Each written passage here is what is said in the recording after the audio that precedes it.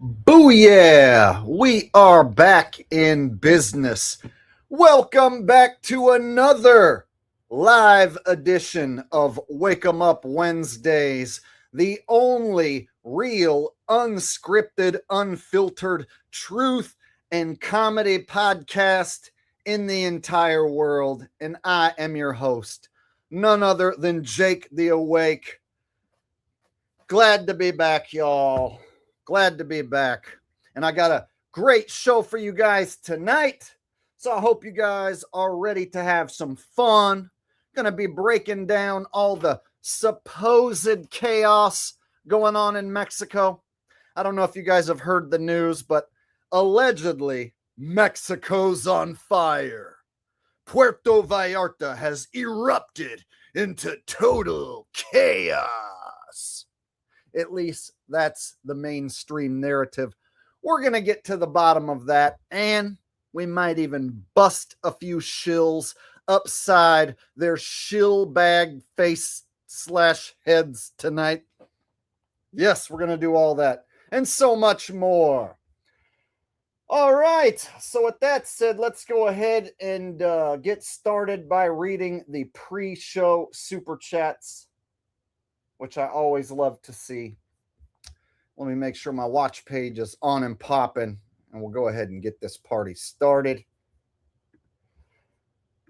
All right, I'm looking forward to tonight's show. I did a little research into the topic, and everything kind of fell into place. I got to the bottom of the Mexico chaos, if you will. So I'm excited to show you guys what I found tonight. All right. So I see we got Rose Bell here in chat. Hi, Rose. Hi, JP Crucino. Hi, RY. Hello to all my mods. Hello, everybody. Nice to see you guys tonight. Going to start off with the first super chat before I even went live. Got one from RY. He says, hi, El Jaco. To start the show about the scripted event in Mexico, can you please sing your famous Mexican song?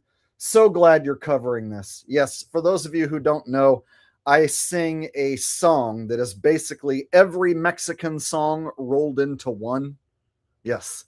So for you right now, I am going to perform every Mexican song ever known rolled into one. And it goes like this.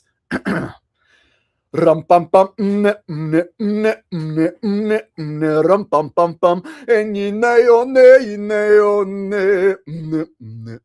ineswacho bineniana digalone en mariacho digalone digalo rum pum pum pum en vieres no en meniernes es el pacho en mañana miero lo que está en pariacho dígalo ne tenemos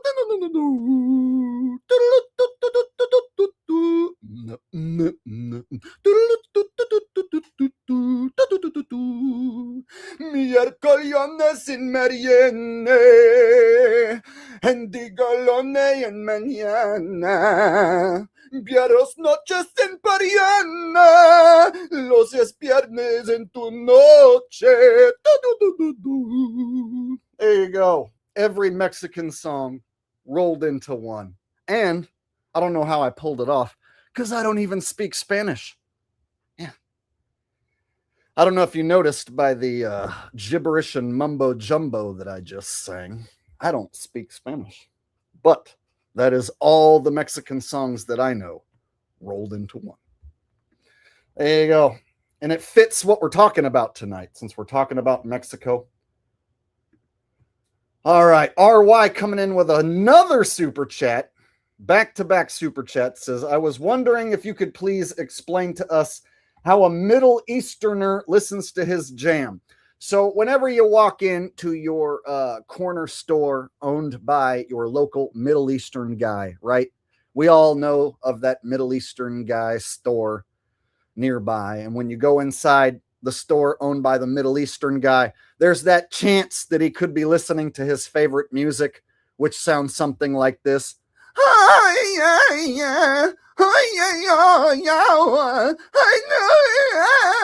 And then you'll see the Middle Eastern dude rocking out behind the counter to his country's music. Right? And he's like, this is my jam. I love this song. So whenever I hear the Middle Eastern dude at the local store rocking out to his jam, I say, wow, your country's music sounds so beautiful.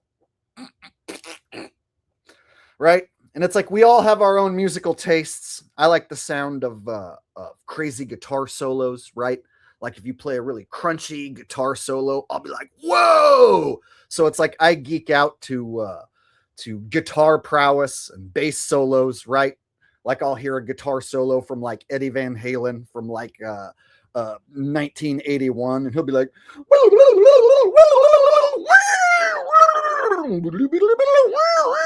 I'll be like, whoa, that was crazy. Whereas a Middle Eastern dude, he'll hear the sound of another man going, and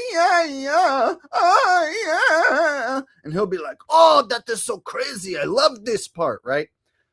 So, you know, we all have our own musical tastes, you know. I like the sound of guitars and bass, and the Middle Eastern guy at the local store, he likes the sound of men going, you know, everyone likes what they like. RY coming in with a third super chat. Wow. Back to back super chats from RY before the show even started. And he says, I heard rumor that RFK Jr. is considering using Richie from Boston's organic Bible vape juice because he thinks it might help him pinch one off with greater ease. Well, that's exactly what I've been trying to tell you guys, is that I've been speaking this way where it sounds like I'm in physical pain and discomfort all the time because I, quite frankly, have a gigantic turd lodged in my ass and it just won't come out. I don't normally sound like this, but it's been stuck up there for so many years that it permanently altered how I speak. So I'm hoping that if I can vape some of Richie from Boston's organic Bible vape juice cartridges, hopefully it will help dislodge the turd that's stuck in my ass. I'm gonna try some right now. Oh, that's actually, whoa! I think I'm about to shit my pants right now. I think it's working. There you go. RFK Jr. gonna consider using Richie from Boston's organic Bible vape juice because that's what you wanted. That's what you got. Kreger coming in with a super chat says, hi, Jake and Ralphie. Looking forward to another great show and live chat as always. Hilarious. You have the best subs. Like and subscribe. Awesome people. Thank you, Kreger. I appreciate the donation getting us started and the kind words. Ralph's laying down. So I'm going to let him continue to proceed to nap while I do the stream. But maybe towards the end of the stream when he wakes up, I will have him make an appearance. All right. So got another one from Insane in the Brain. Says, would you rather eat Indian food with a Mexican mariachi playing or eat Mexican food while listening to Indian music? You know what? I like the taste of good food no matter where it's from. So if it's good Mexican food, I am a fan of Mexican food. I live in California, so I've eaten a lot of Mexican food in my lifetime. So if it's really, really good Mexican food, I'd probably take that with the annoying Indian music. Although I have had Indian food a few times, and when it's prepared good and you get the right items, it's also pretty tasty. So I could do either or, but I probably prefer Mexican food more so over Indian food. I'm a big fan of meat and cheese and tortillas and whatnot, and so I really like the taste of Mexican food a little more so than Indian food. So I guess if you force me to choose, I'll take the Mexican food while the sound of is playing. And I'll just put some earplugs in and enjoy the food. There you go. Thank you, Insane in the Brain, for the super chat. I appreciate that, brother. Got Big Money Bob handing out gifted memberships, doing God's work. Thank you, Big Money Bob. I appreciate the gifted memberships, and whoever got one, thank Big Money Bob for that. JP Crucino with a donation says, hello, Sir Jake. This is a residual layup super chat for the megaton chainsaw was up last week. It sent a tremor through all of Canada, causing winter itself to cower in retreat. Biggest thanks. Oh, I'm glad that winter is fading away for you guys up there. Although I heard that the East Coast just got pelted with a gigantic ice storm. Where I live, it's basically spring weather. Like today was like 70 degrees outside. You could go walk around outside with short sleeve shirts. So where I live, the weather already feels like springtime.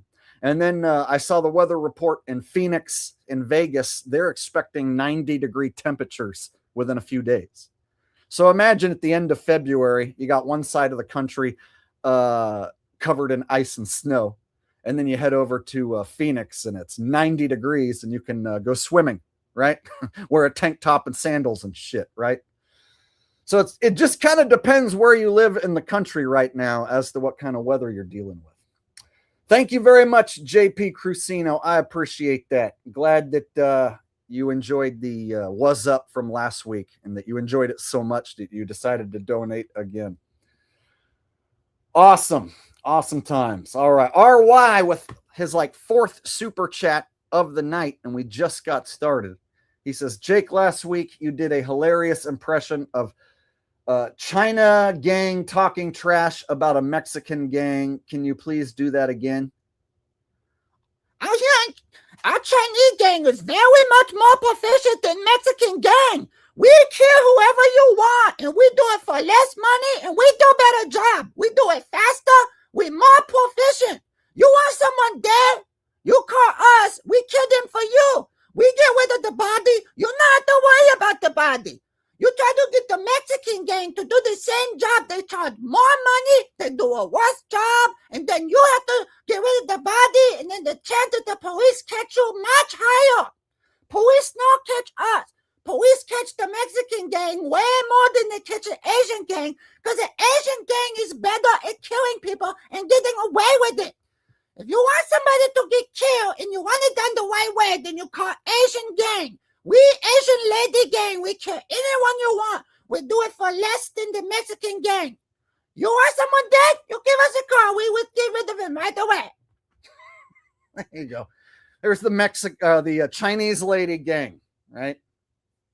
And I came up with that last week. Somebody wanted me to do an impression of a Chinese gang leader. And I made the Chinese gang leader a Asian lady, threw everyone for a loop. And I guess it was so well received that RY here wanted a second dose. So now it looks like that's another character I've added to my repertoire. Chinese gang lady. You are welcome. RY with his fifth super chat of the night. Wow, I think I'm going to get rich off RY tonight. He says, Morgan Freeman says, hit the like button. All right. Hello, I'm Morgan Freeman.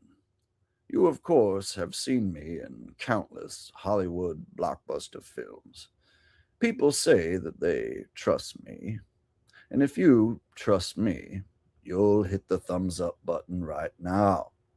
Now, not only will it give you peace and joy and happiness inside, but it'll also make Jake the Awake also feel peace and joy and happiness inside. Wouldn't it be a wonderful world if we could all hit the like button and enjoy this live stream together? And also, if you trust me, you'll get the vaccine as well. Just kidding. Or am I?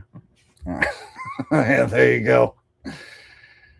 Little Morgan Freeman. Little Morgan Freeman action. All right, we got any more?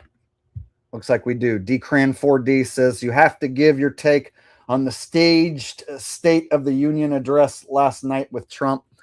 I got to be honest. Last night I was looking into the Mexico shit, and so I didn't even look into the Trump shit yet. Yeah, I started checking into the Mexico shit and looking at mainstream narratives, and then looking at what the big YouTubers who are reporting on it were saying, looking at what the shills were saying.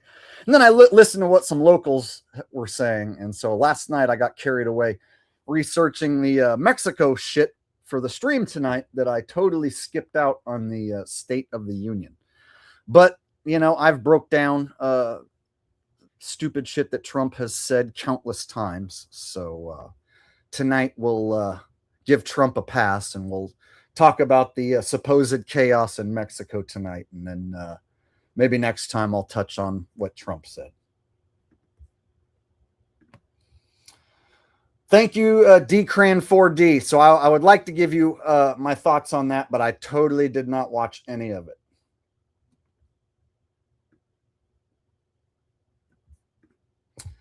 All right. Undoctrinate or undoctrinate with a donation says Mark Dice complaining about the overrepresentation of blacks on the American women's bobsled team. I don't know if I do a Mark Dice impression.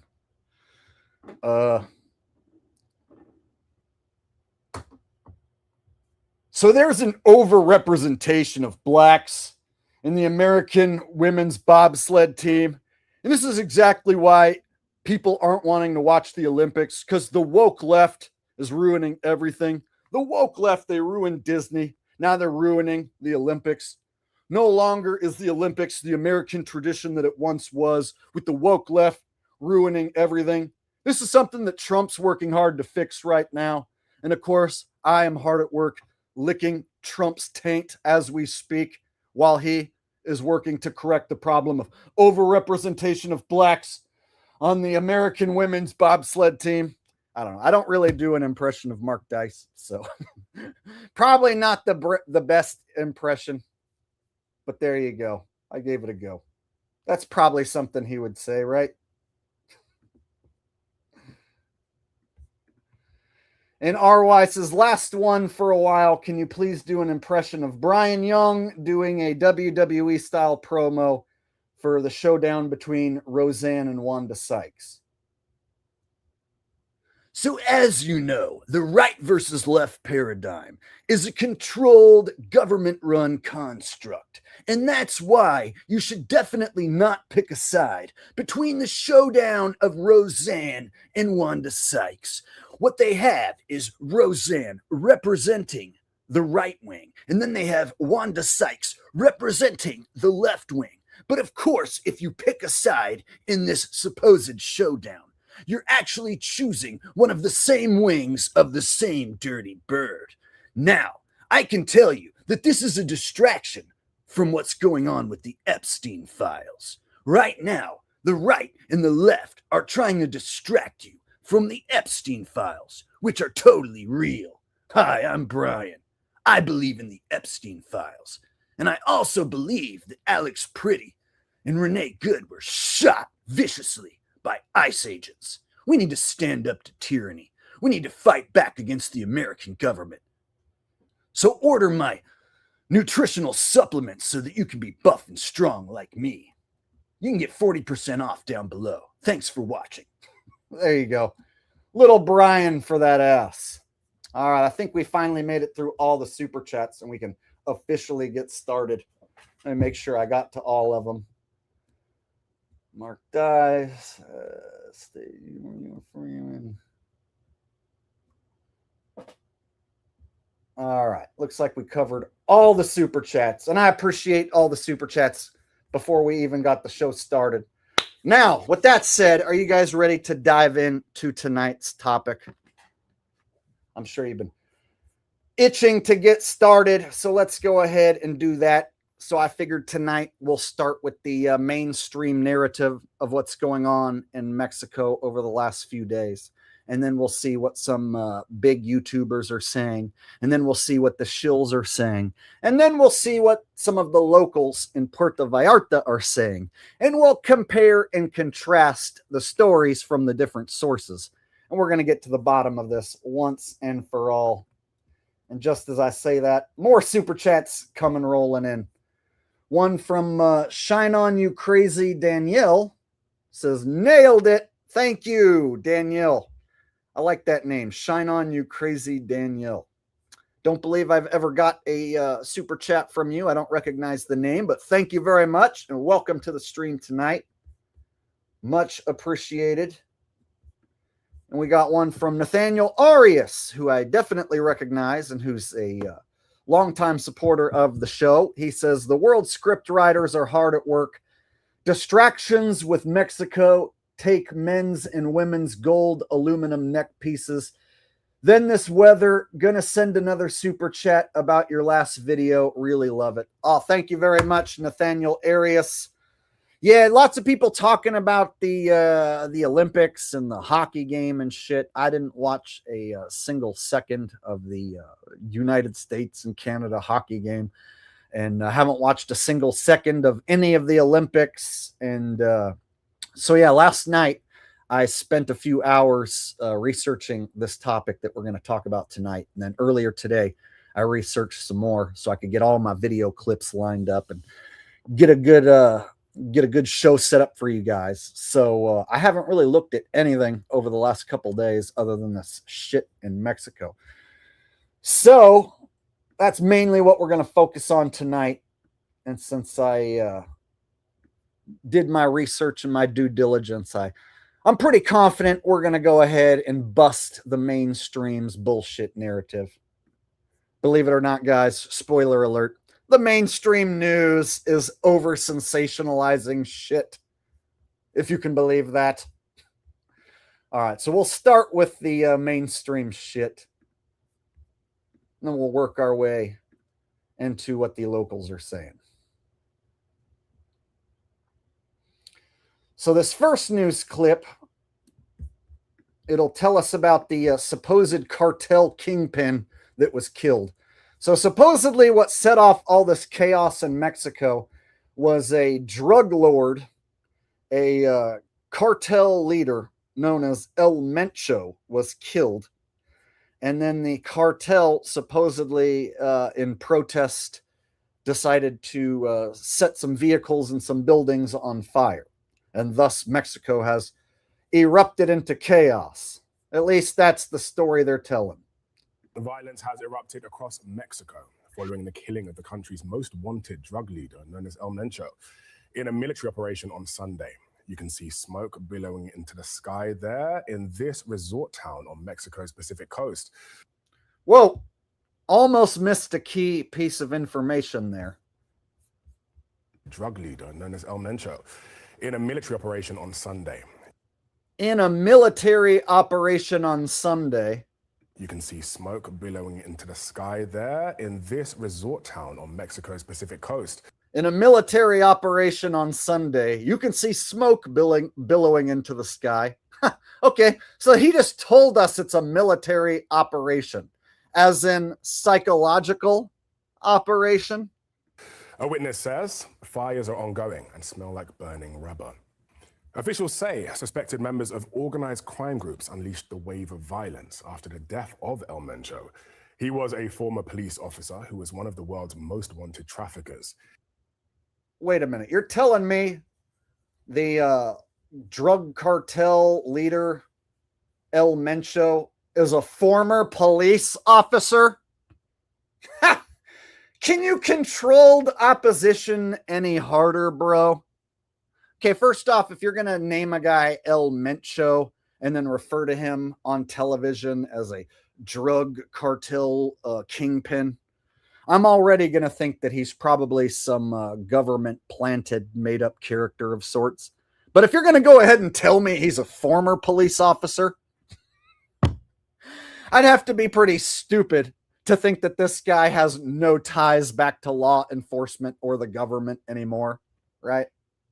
So, guys, he's a drug cartel kingpin and a former fucking policeman. What are the odds? Yeah, no way this guy's controlled ops, right?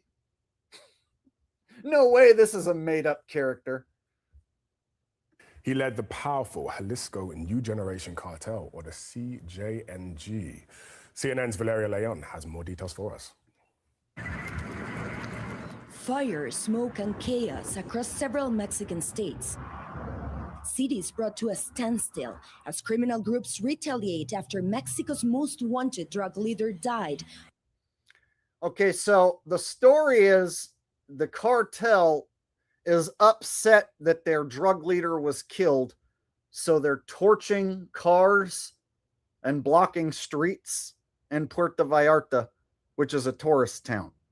So a shitload of tourists from America and all over the world go to this area of Mexico. And the drug cartel is so angry about their leader being killed that they're going to torch cars. Okay. Following a military operation Sunday, blocked highways, drivers forced out of their cars at gunpoint, trucks and buses set on fire.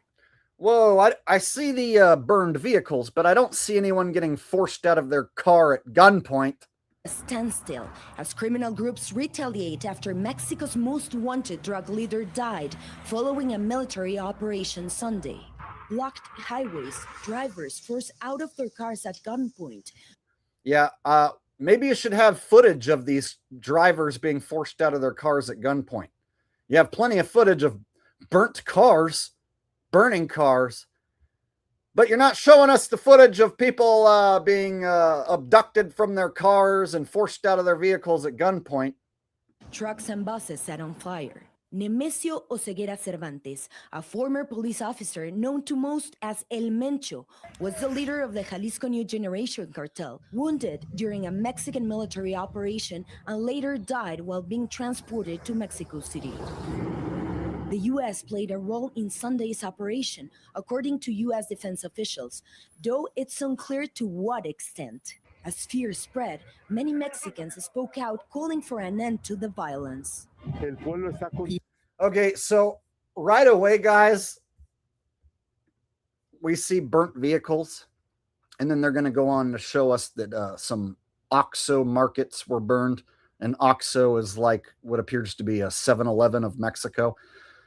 So far, it appears it's just several vehicles and some markets that were burned. And they say in the headlines, a lot of the headlines are like, chaos erupts in Mexico. Mexico's on fire right now. Mexico is all out total chaos. Well, Mexico's a big ass country, right? And this small tourist area might have several fires, but that doesn't mean the entire country of Mexico is in chaos or the entire country is set ablaze. So sensationalism in the headlines, in the video titles that I'm seeing, absolutely. Because just from this few clips they're showing, you know, a handful of burnt out vehicles around the city is going to cause some smoke. You're going to have footage of the burning vehicles. But that's not exactly the same as the whole country being on fire or in a state of chaos, right? People are aware of this violence, and what they want is peace, to live in harmony and justice, not in war. Blockades were reported across various states, and classes were suspended in at least 3 states as officials tried to contain the violence and keep civilians off the streets. I'm tired of seeing this continue every single day. Under El Mencho's command, the cartel expanded rapidly, challenging rivals like the Sinaloa cartel for control of territory. All right, so Nathaniel Arias says at least they have professional sounding voices. Maybe you can do a foreign accent talking about el guac, el taco, el sombrero, el chalupa, el dronco. The cartel was very angry. They burned down the Oxo. They steal all the el guacamole. They steal the taco. They steal all the sombreros. They steal el chupla. They steal el dronco. They steal the chupacabra. They steal all the Oxo Market cigarettes. All right, that sucked. I'm sorry. I wasn't sure exactly what you wanted me to do with this. I'm like, I don't speak Spanish, so if I have to do like a Spanish person speaking English, saying these words, I wasn't sure what to do with this super chat. To be honest. All right, but thank you anyway. I appreciate the super chat nonetheless. And Jason G says, buy my favorite beagle a bone, and thanks for the truth. Oh, look, he woke up just now as he said that. Ralph, come on. Come on. Come on. Up. Come on. Come on. Come on. There he is.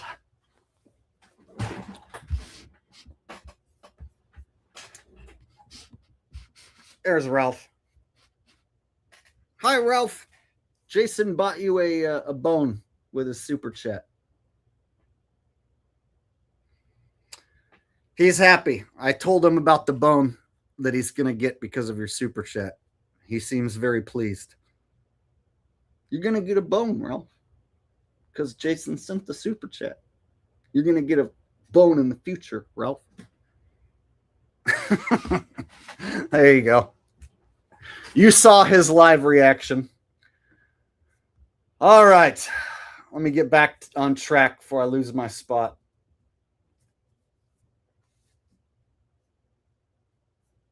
Oh, and it looks like I missed one from RY. Let me go back and read it. Looks like a short super chat that I missed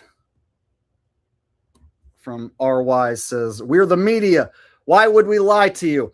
So I'm going to give you my reasons why they're over sensationalizing this event in Mexico. And trafficking routes. According to U.S. and Mexican officials, El Mencho managed to avoid capture for years. His detention and death is one of the most significant blows to organized crime in recent years, and the first high-profile operation under President Claudia Sheinbaum. All right, so we have Follow Your Flow 10. He says, I'm Mexican, Jake. I have family in Mexico. They are okay. All right, well, don't spoil the surprise. I'm going to get to all that tonight. So I have to start by showing the over-sensationalism from the mainstream media. And then I'm going to work my way into the local reports and what's going on yesterday and today. And I'm going to totally blow the mainstream narrative out of the water and bust some shills at the same time. So stay tuned. Thank you for the super chat.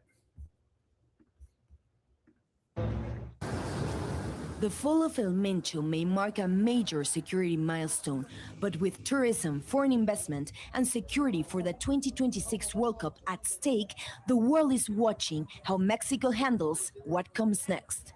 Valeria Leon, CNN, Mexico City. Well, the violence across Mexico has left some Americans. All right. And RY says, I think Land on the Moon guy was talking about this event on the news media in his country.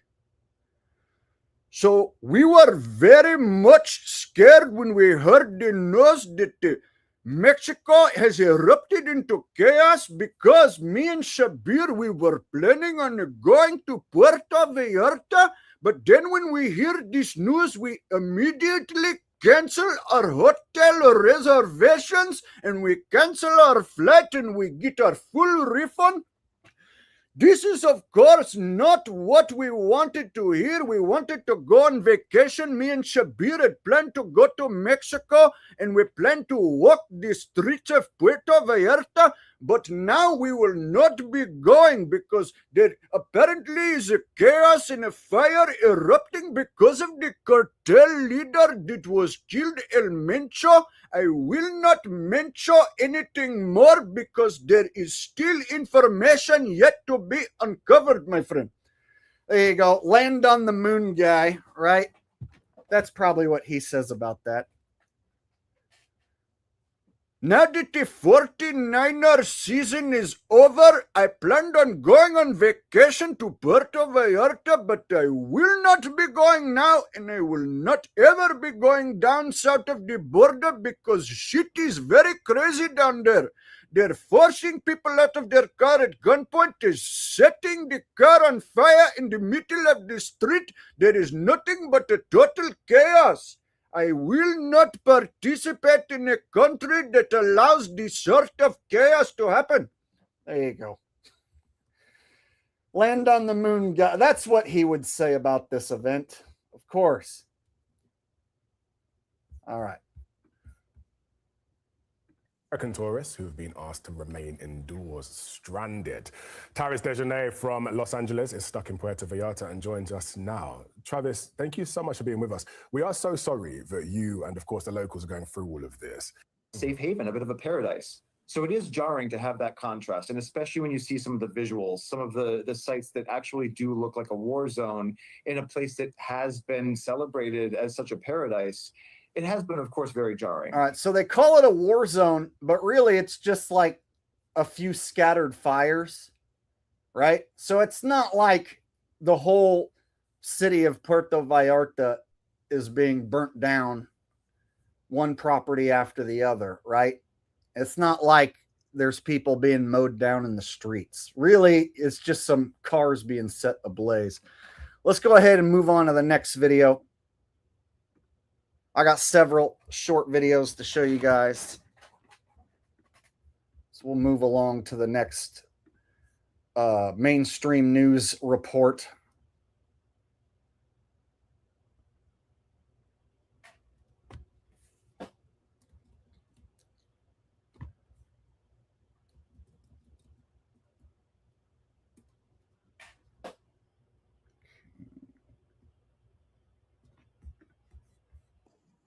All right.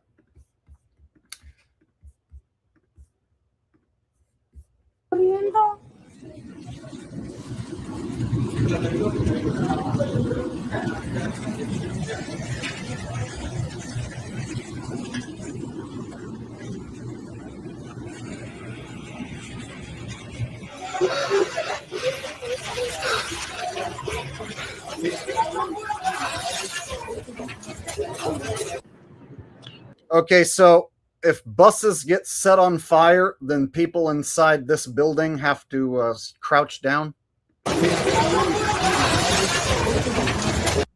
All right, guys, we need you to crouch down because there's a bus that's on fire outside. Вон видно какие-то очаги возгорания. Но первое началось вон там оттуда, с гор где-то. Прям повалил густой дым такой. Здесь все еще валит дым. Хлопки какие-то ебашат. Что-то они там, видимо, взрывают. Вон вижу еще новый дым появился. Откуда это? Прям с Маликона, что ли? Хуй знает. А, вон еще, кстати, появился дым. Ну, что-то, короче, какие-то, видимо, разборки картеля. That's some smoke. You can fill the sky of an area with lots of smoke just by having a dozen or so burning cars, right? So yeah, you know, a dozen or so burning cars and buildings is going to put some smoke up into the air. So do I think they did an operation where they, or a drill, operation/drill, where they set some vehicles on fire and some OXXO markets on fire? Yeah, sounds about right. Would it put some smoke into the air for a few hours, half a day? Yeah.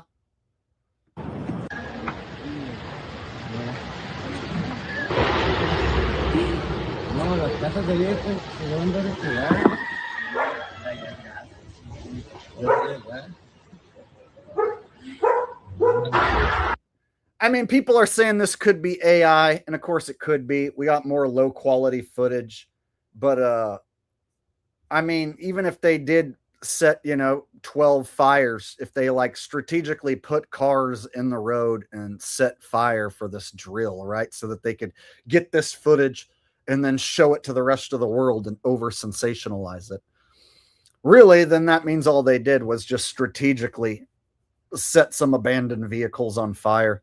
maybe strategically set some government-run markets on fire.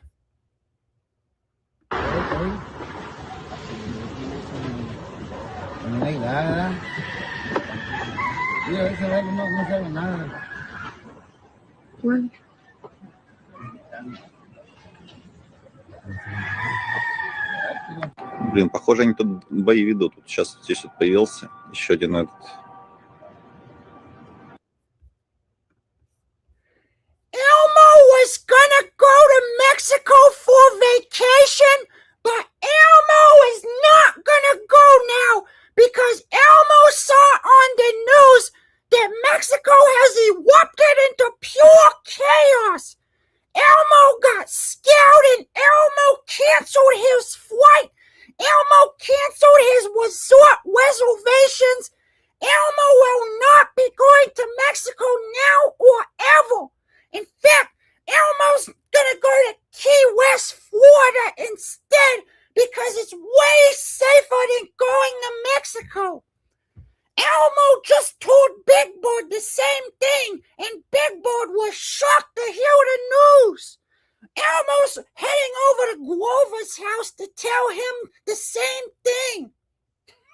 There you go. Elmo not going to go to Mexico. Elmo. All right. Just for you, Rye. All right. Drew Stinson with a donation says, I went to Puerto Vallarta last month. People told me not to go because of cartel activity, but it's a place for basic boomers. Then this happened. So yeah, it looks like a lovely tourist destination. In fact, I'm going to show some footage later on that the place is essentially back to normal, and all this supposed chaos was only happening for a few hours on Sunday morning and is no longer happening at all.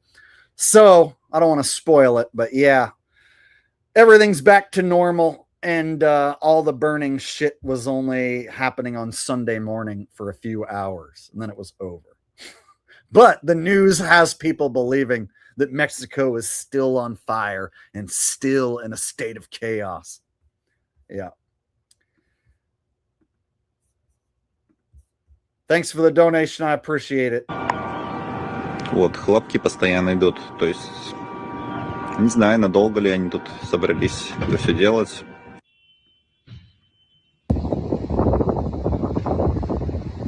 Yeah, see these OXXO markets. I think these are like the equivalent of like 7-Eleven in the United States.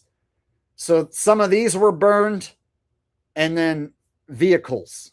So mostly vehicles, and then some of these OXXO locations.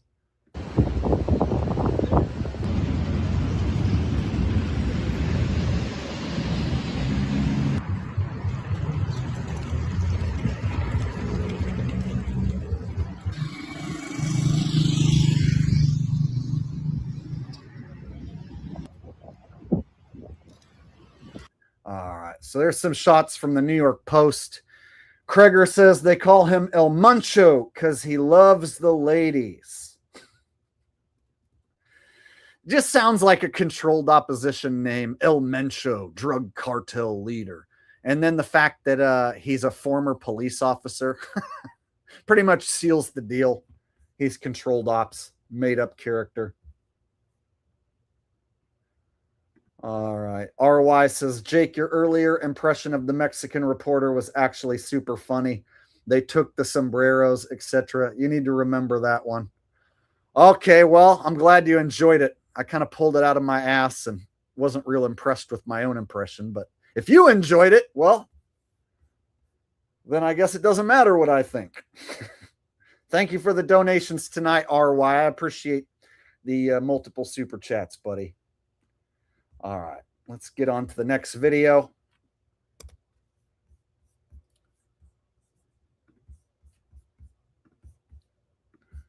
All right. So the next video is from Fox News, and this one over-sensationalized the event the most. So out of all the mainstream news reports, this one did the the best job at lying, essentially, and over sensationalizing the whole thing. Analysis inside Dan Brunner's, former FBI special agent. Dan, good morning to you. Thank you for your time. You're hearing that numerous things are happening right now in Mexico. Tell us what you've learned. Well, I'm talking to a lot of people and a lot of my sources on the ground in Mexico, and it's essentially pure chaos. As you can see from the images there. It's essentially pure chaos. In Mexico, and it's essentially pure chaos. Essentially pure chaos. As you can see from the images there, there's burning, there's rioting, there's attacks. I mean, I don't see any rioting. I didn't see any attacks. All we see is vehicles burning. So they show us vehicles burning, but then they add in the word rioting and attacks. It's all-out warfare in certain parts of all-out warfare. Come on. So you burn a vehicle in the middle of the road, and then you call that rioting and all-out warfare. Just a little bit of over sensationalism, right? Mexico, and it's quite concerning. And then certain cities, there's zero public transportation. CJNG and all the affiliates have threatened all bus drivers and all taxi drivers that if they're moving their vehicles around, they will be shot and killed. There's videos out there. That's hearsay. Oh, there's threats that anyone driving a vehicle would be killed. All the taxi drivers are threatened that they'd be killed. Dude, yeah. How do we know that? How can we verify any of that? In fact, in the videos I'm going to show you here in a few minutes, the town's basically back to normal. So this guy's full of shit. CJNG and all the affiliates have threatened all bus drivers and all taxi drivers that if they're moving their vehicles around, they will be shot and killed. There's videos out there of taxis being overtaken and just open warfare on the streets. Really? Because all we see are a few burning buildings and some burning vehicles. We haven't seen any warfare out on the streets. So got a super chat from RY, said, imagine how dark the soul is of these news people. Yeah, man, it's an entertainment job. So if they offer you hundreds of thousands of dollars to go on screen and pretend to be an expert and lie on camera, it's a job. So if you're a soulless piece of shit and you're just looking to make a paycheck, you don't have morals, right? And some of these people are useful idiots and they believe what they're told. They believe the script that they're reading. So maybe this motherfucker actually believes what he's saying.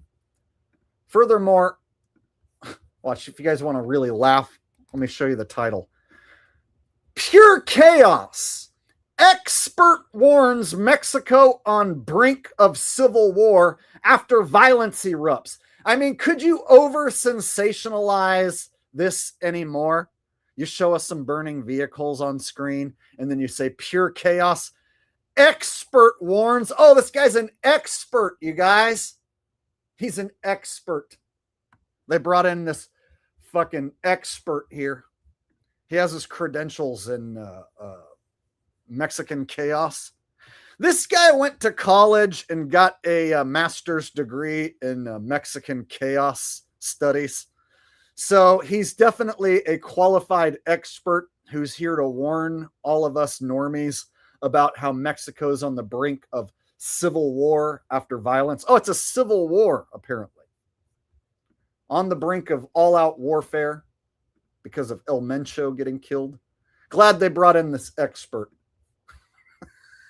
So it's extremely concerning that we're seeing this. And this is what it is right on the brink of possible civil war because there are so many different factions under CJNG. CJNG isn't necessarily just a group. It is more of an umbrella of a conglomerate of numerous smaller cartels. Now, each one of these cartels, with El Mencho being taken out, all these leaders of these smaller cartels are all going to try and vie for that top dog spot, and they're going to fight, and they're going to utilize all their weapons. And your previous guest has said it, this was a small army, and each of these have weapons grade, battlefield weaponry, straight from Ukraine training. So it's quite concerning. Wow. All right. So Fox News is definitely guilty of the most over sensationalism of this event, right? And then their titles, like pure chaos on the brink of civil war, like just whatever they can say to get you to click and watch. right? Nathaniel Arias says Warzone be looking like a ex's private who cheated. What? An ex's private who cheated? I don't know about that, but thank you nonetheless for the super chat. Not much of a war zone. To me, if you strategically set a vehicle in the middle of the street on fire and then you sit there and film it and then be like, oh my God, war zone. I'll just be like, dude, it's just a vehicle on fire. It's going to burn out and then it'll all be over. Or bring in a fire truck and put that shit out and then it's over, right? So we aren't seeing people being mowed down by automatic weapons, right? We aren't seeing buildings being blown up by bombs, right? We're not seeing tourists just laid out by the dozens all over the streets, right? No. But the headlines will have you believe that's what's going on.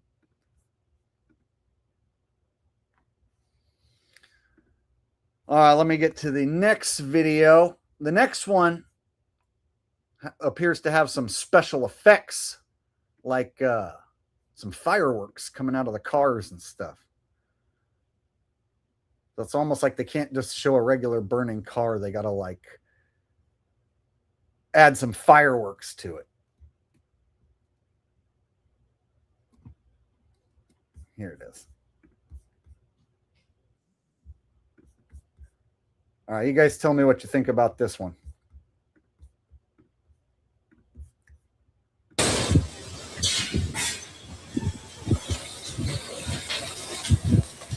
And we're back, y'all. Thank you for watching today. Go ahead and hit that like button, my people. You know that it helps us out a ton. And, of course, it helps you because it helps us keep bringing you these stories every day. Now, y'all, scenes out of Mexico, out of an area in Mexico called Jalisco. It looks like they have killed a high-ranking cartel member, a boss, y'all. And things have they've gone from 0 to 100 real quick, y'all. Apparently, even the airport is under attack by the cartel as revenge for the boss's killing, y'all. They say that Americans are being attacked. People are having their cars taken and burned. Buildings are burning. It's just chaos there, y'all. So this update is a bit of a travel advisory if you're in Mexico. So hopefully you can get and stay safe. And also all of the content we use here is under fair use. Without further ado, y'all, let's go ahead and get into it.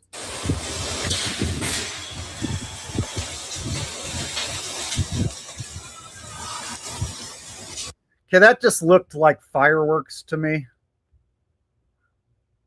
Without further ado, y'all, let's go ahead and get into it. That almost looks like some CGI smoke and added effects. I don't know. It's either they're adding fireworks to it or it could just be like a straight up computerized explosion of sorts. Look at this. I'm going to back it up frame by frame. We'll watch it again. Okay, so these cars are on fire. And there's this person who just happens to be standing there filming it, right? They're not worried about these cars exploding and shooting shrapnel and shit in their direction. No, they're just going to sit here and watch these cars burn and supposedly explode. Yeah, that looks very fireworkish. There's something about the black smoke that looks kind of strange. Almost like some sort of overlay, fake explosion even. What do you guys think?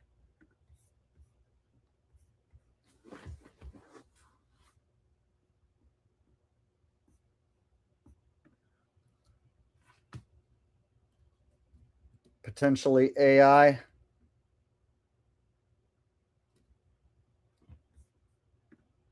Sunflower says, looks fake AI vid 100%.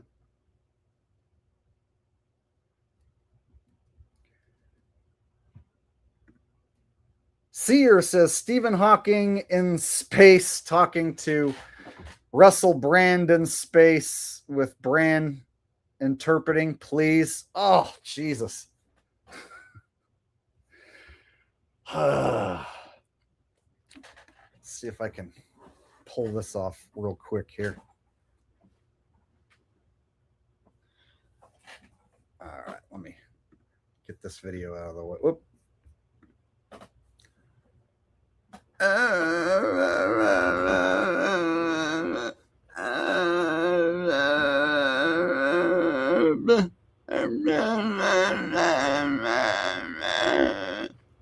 Stephen Hawking says he's very glad to be here on the International Space Station.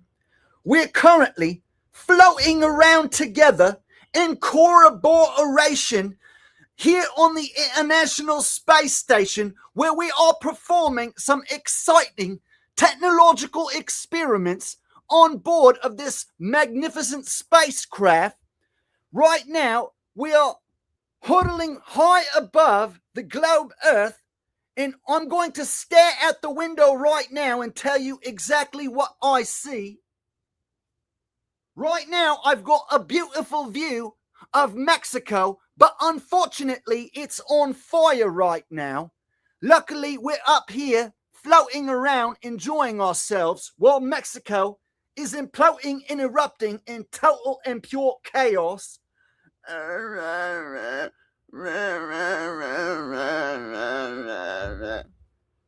Stephen Hawking says he needs to use the space toilet in the International Space Station. When you have to use the toilet, it sucks the shit right out of your bum. So I'm going to have to help Stephen Hawking use the space toilet so that he can have the shit sucked out of his bum. All right. There you go. Phew. Stephen Hawking interpreting for Russell Brand in space. True Metal Jake says, sounds like they wanted to kill the Mexican tourist economy right before spring break for some reason. So my thoughts were partially that, and I think more so they want to keep Americans from finding out that you can leave this country and go have a higher quality of life for less money elsewhere. So I think more and more Americans are hearing about how you can leave the country and go to Mexico and your money goes farther and your quality of life is better. And so I think that they don't want Americans leaving the country in record numbers. And also what you're saying, they can even kill some tourism down there, right? They can keep Americans stuck here, feeling like this is a much more safe area to be. So by flooding the television screens with the headlines of pure chaos and violence erupting and tourists being kidnapped from their vehicles and hotel rooms, I'll bet you they scared the shit out of quite a few people who were planning on going to Mexico or maybe moving to Mexico. So anyone who was considering moving out of the country, this story may have thwarted that completely and scared them from doing so. It's kind of my thoughts. I'm hearing more and more people on YouTube like talking about moving to Mexico, retiring in Mexico, usually older boomer types, talking about going down there and having their money go further and the quality of life being better down there and the weather being fantastic and all that stuff. So possibly they want to thwart the exodus of Americans into Mexico by making it out like you could get shot in the streets and kidnapped from your room if you were to go down there. All right, let me make sure I'm all caught up on the super chats.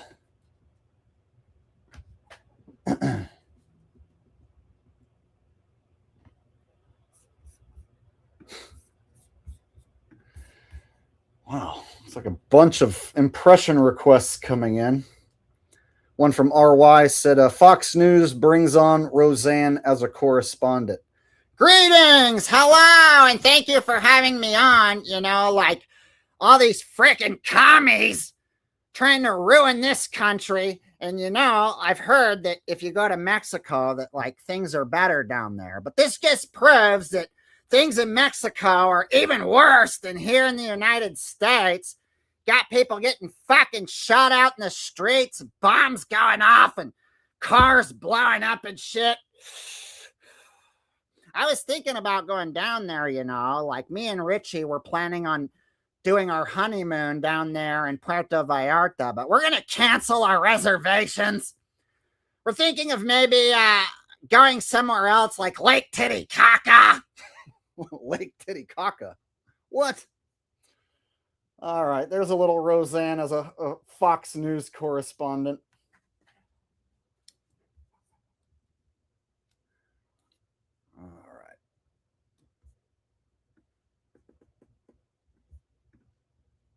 RY also wants low energy Trump talking about invading Mexico. So I don't have as much energy today because I was up late. I did the State of the Address, and then I did some partying afterwards. It was a long night. We had a wonderful time. Me and all your favorite right-wing crew. We went out to the club afterwards, and we had a few drinks. We did some dancing. So today, feeling a little bit under the weather. So I don't have as much energy as usual, but nonetheless, I woke up to the unfortunate news that Mexico has unfortunately erupted into chaos. So we might have to send some of our military down there to help sort things out. They're having a heck of a time with this cartel. They're setting vehicles on fire out there in the streets. So we're planning on sending some reinforcements down there to help get things back in order down there. And I'm hearing reports of tourists being kidnapped. So we're going to put a stop to that.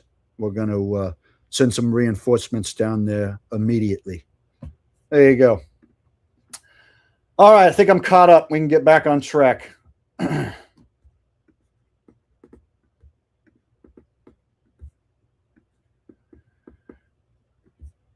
got one more from Follow Your Flow. Said, yeah, real Mexico is laid back. Take enough money. Yeah, I'm going to show you guys the reports from the locals, and it's going to be the opposite of what the mainstream's saying.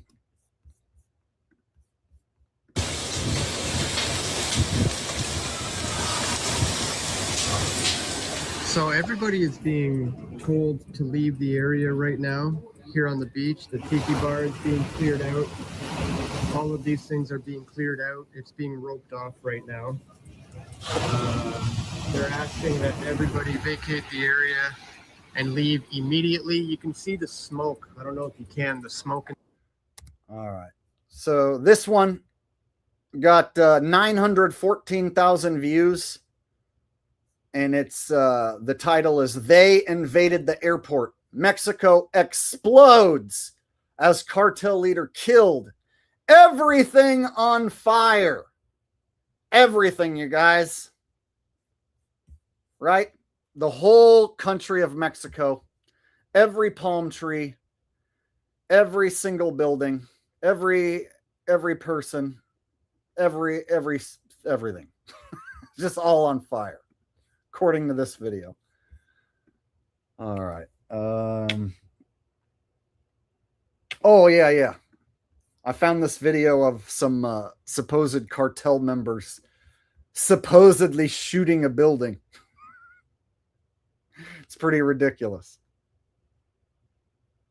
I was trying to find some footage of this supposed attack, supposed war zone, because there's tons of footage of burning vehicles, but I couldn't find anyone like being shot or any cartel members like shooting at anyone.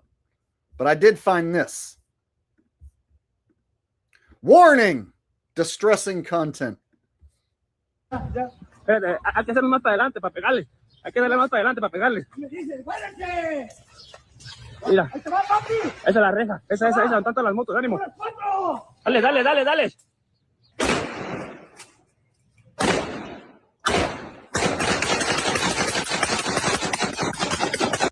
So apparently this blurry man is a cartel member, and this cameraman is following right behind this cartel member. And this cartel member just decides to point at this building and start firing his weapon. But we don't see any bullet holes. We don't see any bullets hitting this building.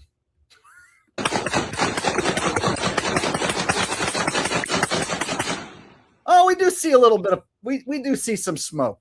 I'll give it that. So we do see what appears to be some smoke coming off the building.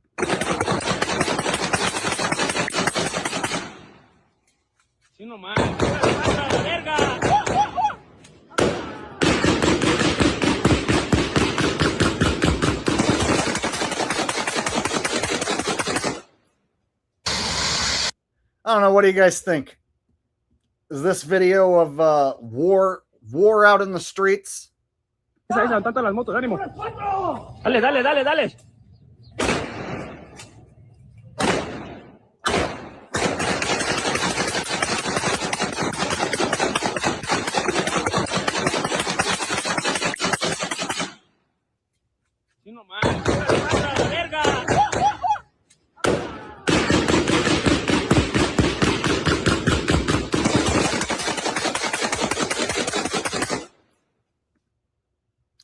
Okay. So that's the only video where I could find of the supposed cartel shooting anything. Krieger said, if blurred, it's bullshit. I was thinking the same thing, brother. Achy Dragon says, nice to see you on my 50th birthday. Hope you and Ralphie are doing well. Well, in that case, let me sing you the restaurant version of Happy Birthday, which goes like this. Happy birthday from all of us to you. We wish it was our birthday so we could party too. Hey, there you go. Restaurant version of Happy Birthday, which is a whole lot quicker than the original version. There you go. Glad you could join us tonight on your 50th birthday. And RY said, when this cartel narrative fails, Tedros from World Health Organization will tell us not to go to Mexico because of this is X. Oh, okay. If you say so. This is X. The disease X is this cause very much disease in the body. The body cause you to be in very much pain. You do the vomiting, you do the diarrhea, you do the number 2 in the pantalon. It causes very much disease. I think that's who you're talking about, right? I wasn't sure who you were talking about at first, but now I got it. Disease X causes disease in the body. That is when the body shows signs of disease, making you feel queasy and diseasy and dizzy. You give diarrhea. All right. There you go.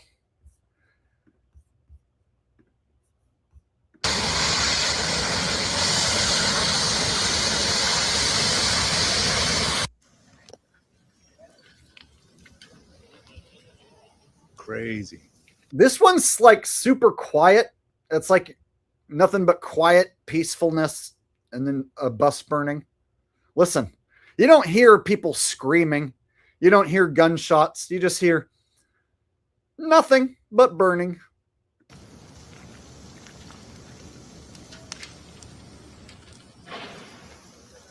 Just as I say that, you hear a gunshot.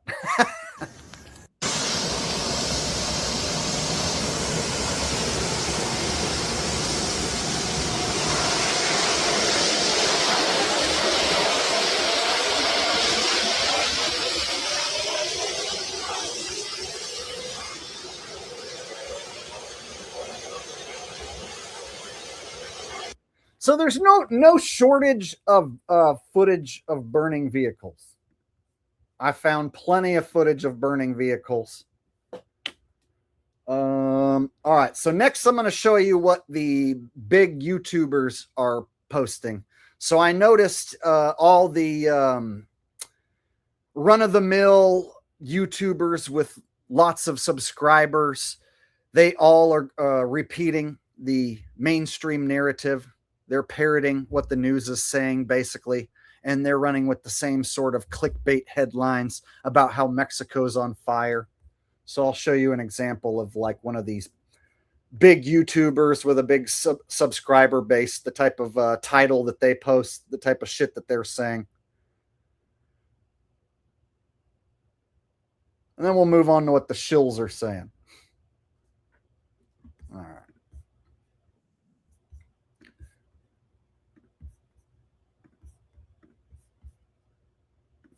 So here we got this guy, Decoy. He's got over 1 million subscribers. Got 600,000 views on this video. 10,000 comments, you guys. So this video got pumped by the algorithm pretty hard. Let's see what in his title, Leave Mexico Now. See, so this is what the big YouTubers are doing. They use these clickbait titles, Leave Mexico Now, ... right? Mexico is spiraling out of control. Okay, let's see what he has to say. Mexico falls into chaos as a cartel takes over large parts of Jalisco, including a potential of American hostages, as tourists first reported fires all across the city. This one just started here. There's some fires over there on the 200 apparently. Not sure what's going on. Seen from popular hotels in Puerto Vallarta. I can see the flames underneath that black smoke. Huge plumes everywhere. Another big one over there. You can still see plenty of tourists on the beach, right? So even with the smoke and stuff, you can still see plenty of people are out enjoying themselves. Maybe not a ton of people. It probably cut down on the amount of tourists out on the beach that day, but still I see people out hanging out, right? They're not getting shot and killed on the beach. Plumes everywhere. Another big one over there. Another one. Like, look at these people. Like this lady right here. She doesn't seem like she's distressed. Bunch of old people hanging out in their swimsuits, enjoying what looks like, minus the smoke, a lovely day in Mexico. Directly behind this resort we're staying at. As Canadian. RY says climate change is causing cartel to act this way. That's what it is, bro. It's global warming. Global warming is what caused these fires. Mexico's on fire right now because of global warming. Global warming killed El Mencho. It'd be just as ridiculous if they ran that headline as what they're saying. Tourists are stranded on the top of their hotel, where even their Costco was under attack. No, not the Costco. The Costco in Puerto Vallarta. Oh, I'm canceling my trip to Mexico for sure. Never going there. If they're going to burn a Costco, that's not a place where I want to be. As the cartels are setting vehicles on fire. And claims on social media say a prison was set ablaze as inmates have escaped. A prison was set ablaze as inmates have escaped. Oh, yeah? Well, show us the footage of the inmates escaping. I'm sure there's plenty of footage because prisons are covered in cameras. Show me the prisoners escaping. I got to see that. But no, we won't see any of that footage. The cartels carjacking random travelers to set their vehicles on fire, even attacking... Whoa, was that supposedly a carjacking right there that we just watched? Carjacking random travelers to set their vehicles on fire, even attacking gas stations to do the same.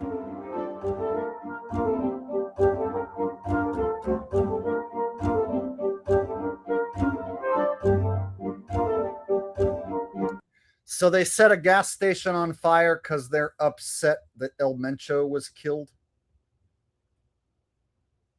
trying to wrap my head around this story that they want us to buy. So a cartel drug lord was killed by the Mexican government, and he used to be a police officer. And the cartel is so angry, they're setting cars on fire and OXXO markets and apparently this gas station. So if here in America, if the leader of the Bloods or the Crips was killed, would that mean all the Bloods and Crips would go around setting 7-Elevens on fire? Right? Would that make sense? So if you kill the leader of the Crips, let's say, does that mean all the rest of the Crip gang members then go around the hood lighting 7-Elevens on fire in an act of retaliation? Right? Trying to understand how this hurts the government by setting this gas station on fire. Shutting down roads by leaving buses ablaze.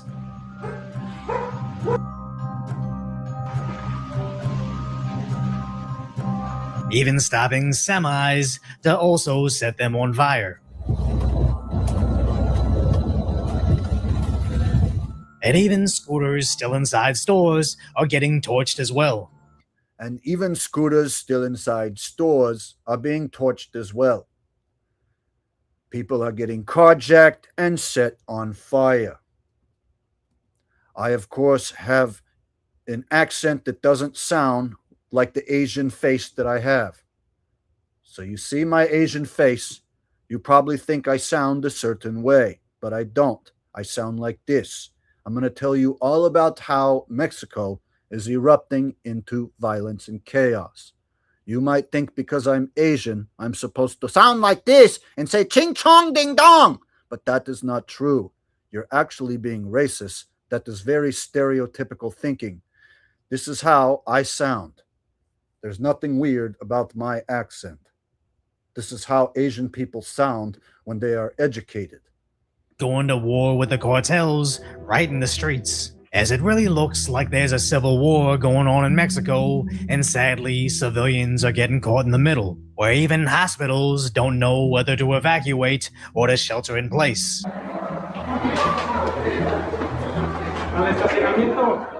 ¿Puede salir?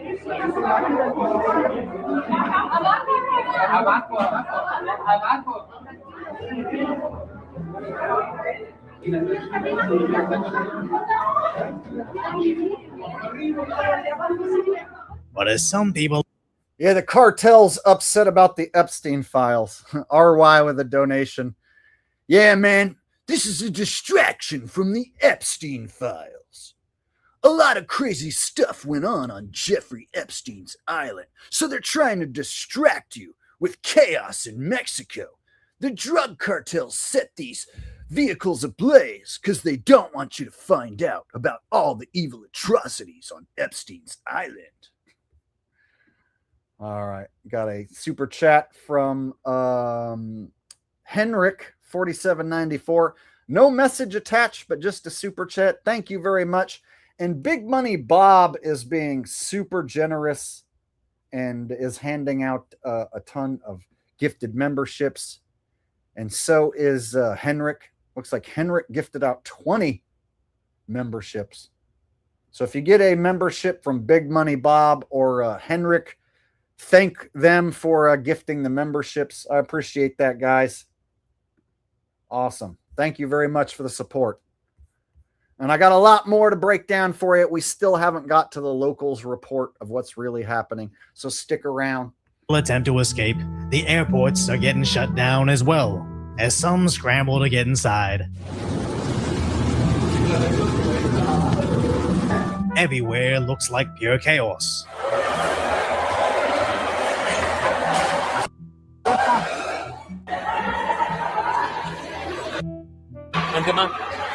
Corre, corre, corre, corre, corre. Where some travelers are sheltering in place. Algo está pasando. Todo el mundo está corriendo. It appears employees were trying to escape. All right, so if you see any YouTuber with a over sensationalized title such as Leave Mexico now, or Mexico has erupted into total chaos.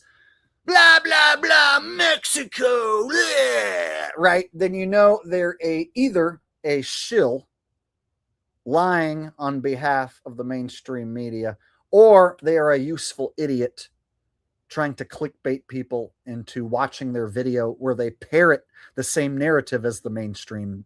So either way, a lot of big YouTubers, they don't do any real research. They don't look into what's actually going on and then get to the bottom of it like what I did. So instead, this decoy guy, he immediately puts out this video with all of the clips he can find of people ducking and covering and burning vehicles. And he paints this narrative that that's all of Mexico.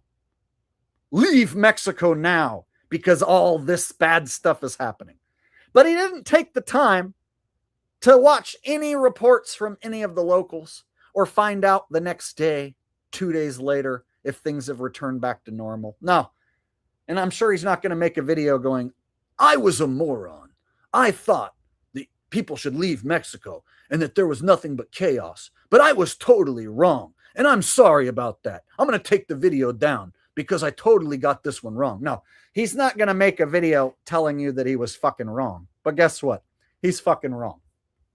I'm not going to call him a liar because I think that this Asian dude is more likely a useful idiot just trying to get views, clickbait people. So I don't know if he's like actively trying to deceive people more so than just clickbait people into watching his shit where he just reiterates what the mainstream is saying, because that's what a lot of YouTubers do. They just repeat the mainstream narrative and then put their own spin on it. RY said, I wonder what Alex Jones says about this. Folks, I don't know if you realize this, but Mexico right now is quite literally on fire. Literally everything in Mexico has been torched, has been burnt to a friggin' crisp. And that's because these goddamn globalists, they don't understand how dangerous these cartels are. Right now, Trump is sending reinforcements down there so we can take back Mexico and we can make it a safe place for tourists to go. But right now, they are literally decapitating the tourists out on the streets. I'm hearing tourists are being pulled out of their taxis and decapitated on the streets of Puerto Vallarta. If you are planning on taking a vacation south of the border, you're going to want to cancel your vacation plans because you won't make it out of there alive. That's probably what he's saying. All right. So let's switch gears now, and we're going to see what a couple of supposed truthers are saying.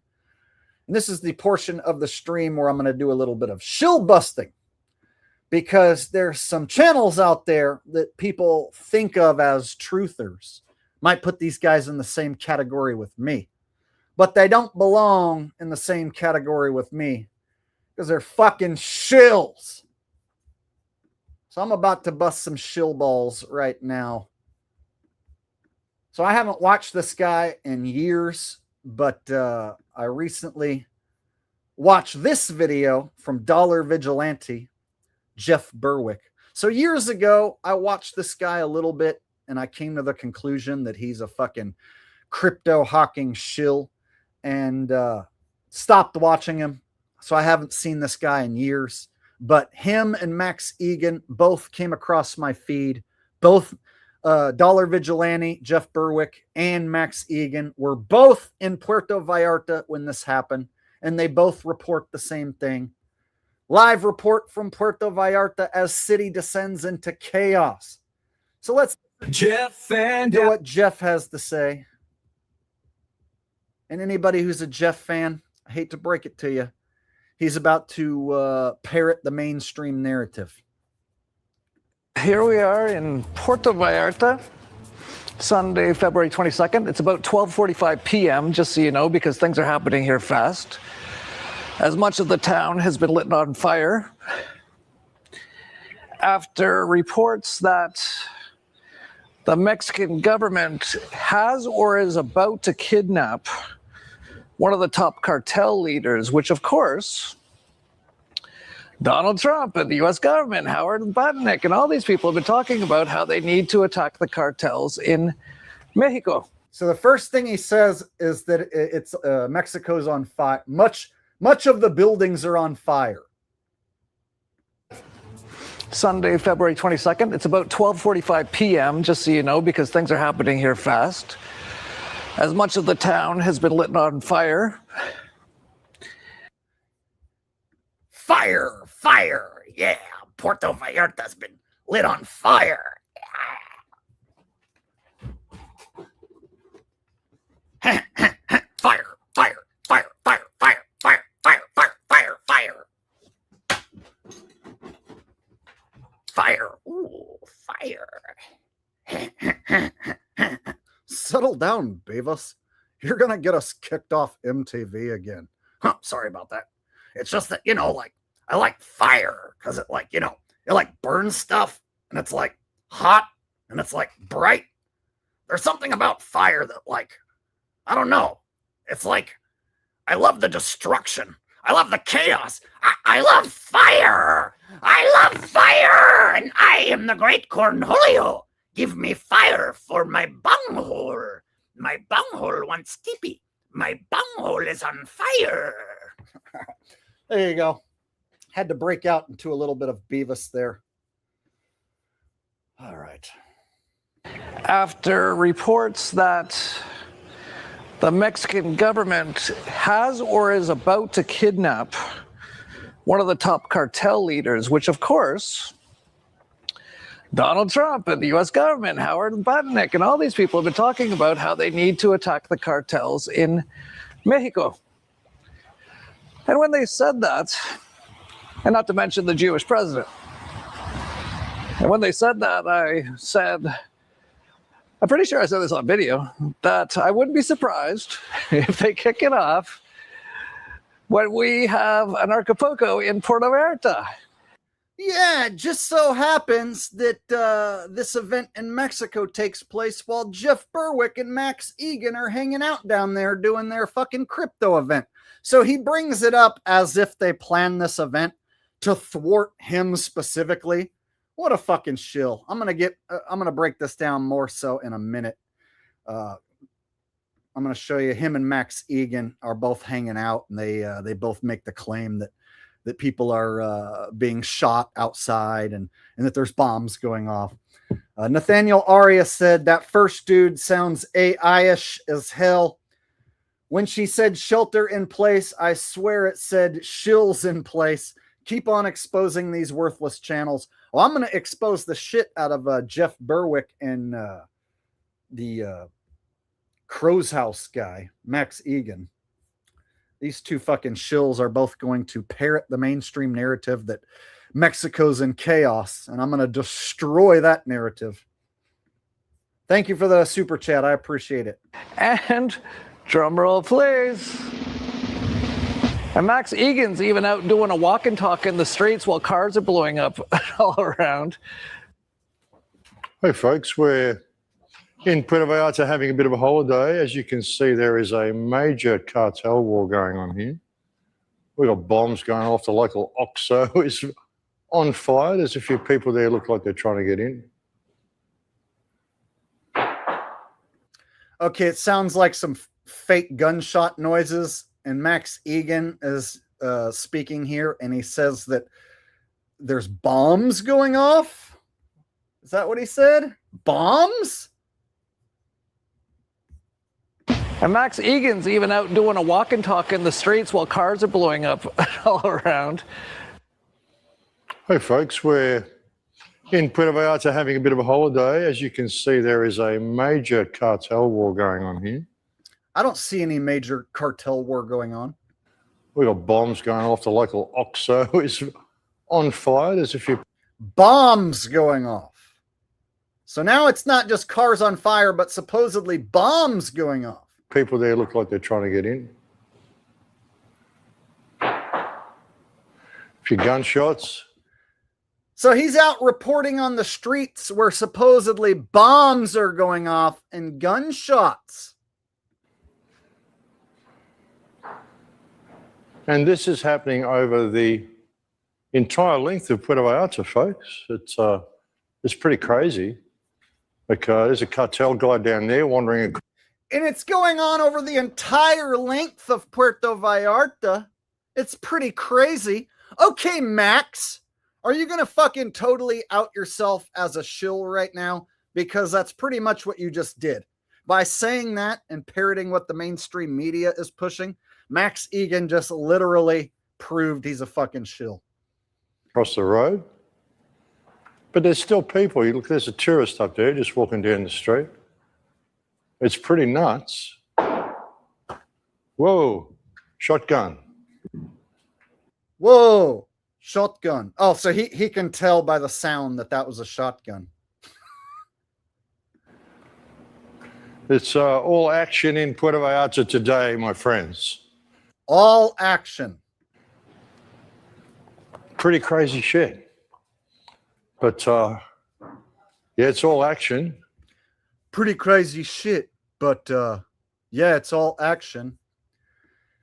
So here you have Max Egan and Dollar Vigilante Jeff Berwick both parroting the exact mainstream narrative that there's chaos and violence erupting in Puerto Rico. Yeah, we'll see about that.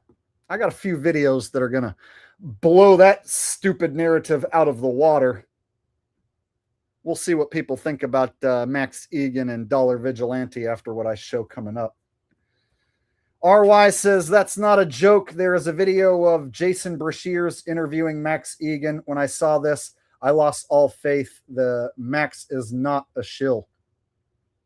Yeah, so I already thought Jeff Berwick and Max here were shills, but this proves it to me.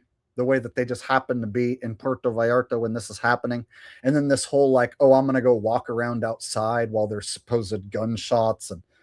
And then he said there's bombs going off over the entire length of Puerto Vallarta. That's just all lies, right? He's just straight up lying. Now, brother, this man needs no introduction. I'm here going to do an interview for you with none other than Max Egan. He was in Mexico when all this violence erupted, so he saw all of the violence firsthand with his own two eyes, and he's going to tell us all about it, brother. All right. Looks like I missed a couple super chats as well.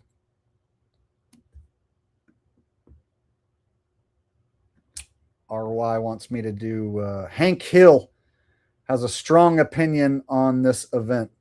Well, I'll tell you what, me and Peggy were planning on going down there to Puerto Vallarta. We were going to take Bobby, but after we saw what was going on, I think I'm just going to stay home and sell some propane and some propane accessories. These fellas, Beaver and Buttnock, I caught them whacking off in my tool shed, so I'm going to have to do a better job at keeping these young boys out of my tool shed trying to steal my propane tanks and my propane accessories. Bobby, I'm highly disappointed. Hey, Dad, did you hear about what happened in Mexico? Bobby, I saw it. That's why we're canceling our vacation plans. Thanks, Dad. I'd be scared if we had to go down there and deal with all them gunshots. All right. Haven't done Hank Hill in a long time. All right. We've got fires up here. The OXO is literally on fire. Crazy shit, folks. Welcome to Puerto Vallarta. And this is, you're probably reading about it on the news in the last couple of days, but it's all action. We thought we'll come here to the to Centro, so check out Puerto Vallarta, and this is what we get. So here's the OXO, folks. Check this out. The OXO, we were just there trying to buy water about an hour ago. Couldn't get any water because all the shops are closed, you see. Of course. And then donation came in from Kreger earlier, said, I'm Jeff and not gay. Okay. Thanks, Kreger. Glad to hear you're Jeff and not gay. All right. Ian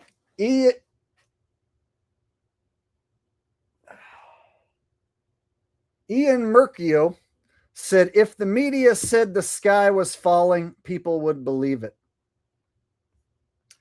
Yeah, you know, I see why they would run an operation like this. If more and more people are talking about wanting to leave the United States and that the quality of life in Mexico is better and it's more affordable, to keep people from leaving the country in record numbers, you can run a report like this with these sensational headlines that Mexico's on fire and tourists are being killed out in the streets and bombs are going off. And that might essentially thwart the people who are thinking about moving to Mexico, keep them from doing so, scare them from becoming expats, I guess you could say. Follow Your Flow said, dude wouldn't be there in a real Mexican gunfight. Yeah, the fact that Max Egan is walking around acting like he's all fearless and he's like, whoa, shotgun there. There's bombs going on about. We're going to have a walkabout while there's gunshots going off everywhere and the local Oxo's on fire. Yeah, right. Not buying it for a second. Just the coincidence that him and Jeff happen to be there and happen to be parroting the mainstream narrative. And he's going to walk around while supposed gun shots are going off. Not buying it at all. Nathan Arias says, reply to Hank as Boomhauer translating for Hawking. Boomhauer. God, I haven't watched that show in so long. I have to try and remember how he sounds.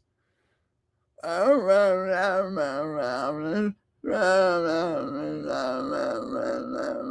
only wants to call man talking about that down there in Mexico, man, and dang old man Stephen Hawking, man, talking about fire on the mountain, man. We're talking about dang old man, dang old Mexico, man.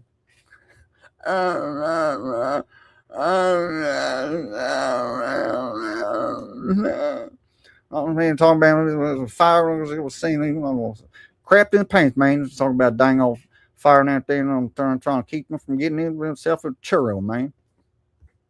There you go. Boomhauer. All right. I think I'm all caught up now. So that's fully in flames. I'm going to go down here to the beach. Look at this. Look at this bus. This is crazy stuff, folks. And Puerto Vallarta is billed as the safest tourist town in Mexico. But there's been an arrest of a cartel head, and they're a little bit pissed off. So they've decided they're going to trash the main tourist town. And we were out here on the street last night going to restaurants and stuff, and it is packed. This place is absolutely packed full of Canadian tourists at the moment. You come out here on a normal day, there's thousands upon thousands of people walking along this esplanade, and now it's pretty much deserted. And when you look over here and you see, like, this is Zona Hotelera over there, and you see how far these fires go down. Like, and there's a fire, that's the airport. That's near where the conference was the other day. You see those... All right, so DCran4D with a super chat says, over 500 in the chat. Please hit the like button. Support Jake. Hey, we're about to bust these shill bags here in a minute. I'm going to show a few clips from some of the locals in Puerto Vallarta, and it's going to completely debunk what this shill bag is saying. But go ahead and hit the thumbs up button if you're here enjoying this live stream with me. I want to thank everyone for being here and thank everyone for supporting the stream tonight. You are supporting real truth, real comedy from a real guy, and I appreciate that. So if you could do me a favor and hit the thumbs up button, it would be greatly, greatly appreciated. And RY says, and thank you, DCran4D. I appreciate it, buddy. RY said, Jake, some people in chat are saying you missed Henrik's super chat, but I think you acknowledged it. Let me go back and I know he sent some memberships.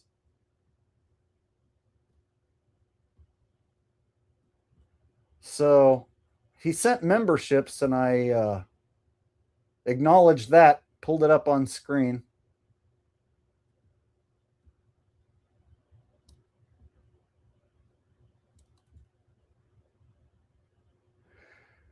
Yeah, on my end, it shows he sent 20 Jake the Awake memberships and also became a member. So I thanked him for that, but I don't see any super chat from him.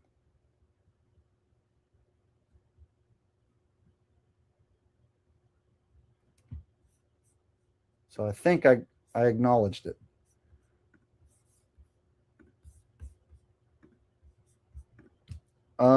Achy Dragon said, "Who doesn't love debunking shill bags?" So I didn't expect to find Dollar Vigilante and Max like pushing the mainstream narrative here, but just so happens YouTube shot it across my feed because I was looking at a bunch of videos about Mexico. So then Dollar Vigilante's video came across the screen and it had Max Egan in his video. So, of course, I checked it out to see what they have to say. 3 things I was pointing out to you over there. See those between the hotels? That's where, yeah. So you see this here, all the way through the main section of Puerto Vallarta. Around the other side there, that's Zona Romantica over there. And I got a super chat from Ted 19423. Says lots of boomer CIA spooks deployed in Mexico now. Yeah, definitely some sort of CIA type government run operation here, in my opinion. It appears that they set a handful of vehicles on fire and a few markets on fire, and then they filmed it, and then they told the tourists to lock down. And then from what I'm hearing and what I'm noticing is this only went on for like a few hours on Sunday morning. And then after that, everything basically returned back to normal. So by the next day, people were back out on the beach and back at the taco stands. And it was as if the whole thing never really happened, which we're going to get to next. You see the fires up through here. It's crazy. It's just nuts, folks. They have really gone full on with this. Look at this over here. This is the OXO burning up here, you can see. All right. So Max Egan and Dollar Vigilante are pushing the mainstream narrative that Mexico's on fire, bombs are going off, gunshots out in the street.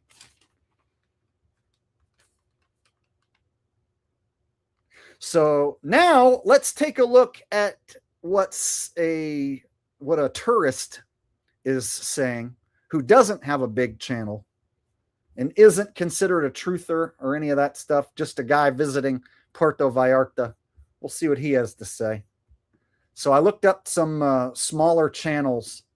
I wanted to find footage from people who live there or are visiting there who aren't tied back to a gigantic channel with a check mark, right? Or a shill channel.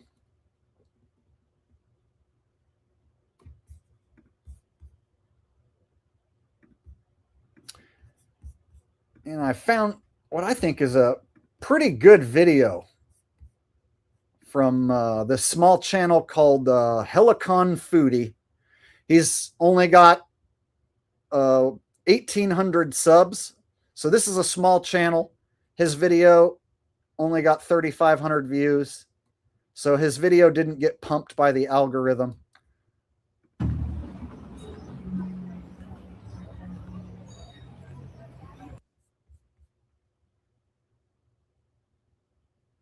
And now it's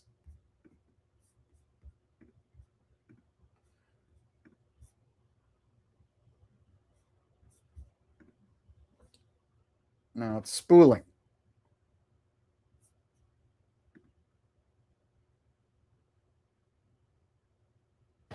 Another one up here now. All right, here we go.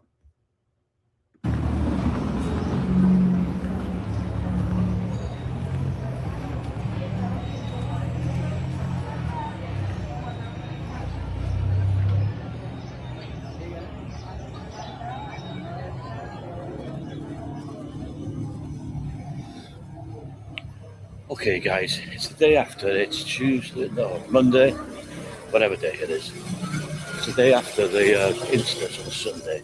What we'll do today is have a little walk around and put some. Okay, so this guy is a tourist, and he's walking around checking out the aftermath in Puerto Vallarta.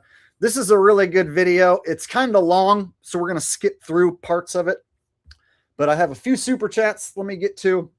And then we're going to bust the mainstream media for their lies. And we're going to bust Max Egan and Dollar Vigilante.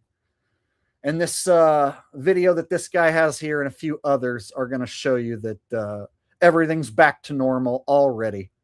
And that it was basically just a handful of burnt vehicles and buildings. RY says, Jake, I just want to say that donating to your channel does real good. You're one of the only people who are pointing out the truth. F these shills. Yeah, you know, doing an actual investigation and trying to find smaller channels, like actually showing the aftermath, you know, the next day of what went on in Puerto Vallarta. It paints an entirely different picture than what these other YouTube channels are showing, where they're clickbaiting you into watching by saying Mexico's on fire and Mexico's in chaos and people are being pulled out of their vehicles and killed and all that. So this is going to show you the exact opposite of all that.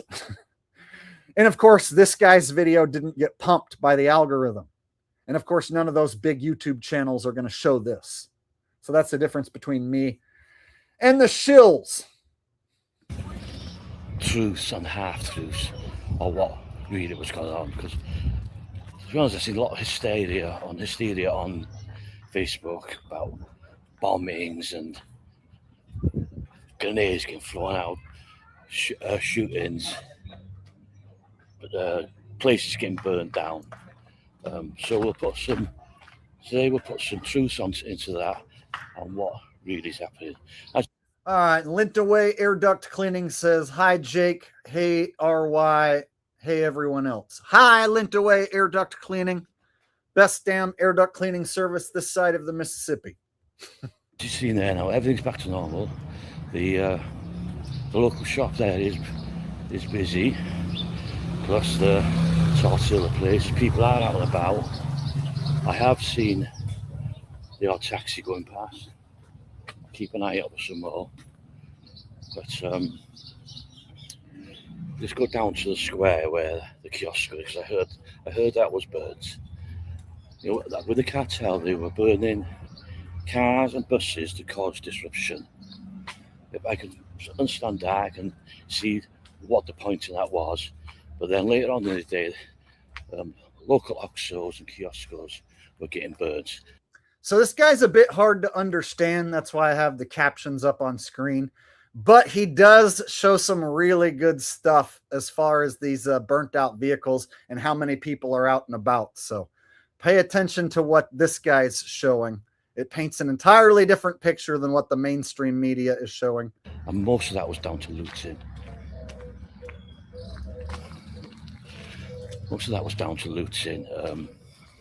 Which I suppose will be dealt with. I think altogether there was 12 incidents of kioscos and Oxos, but everything else around here, all well and good. There's the kiosco. So here's one of the Oxo markets, which is like a 7-Eleven, I guess.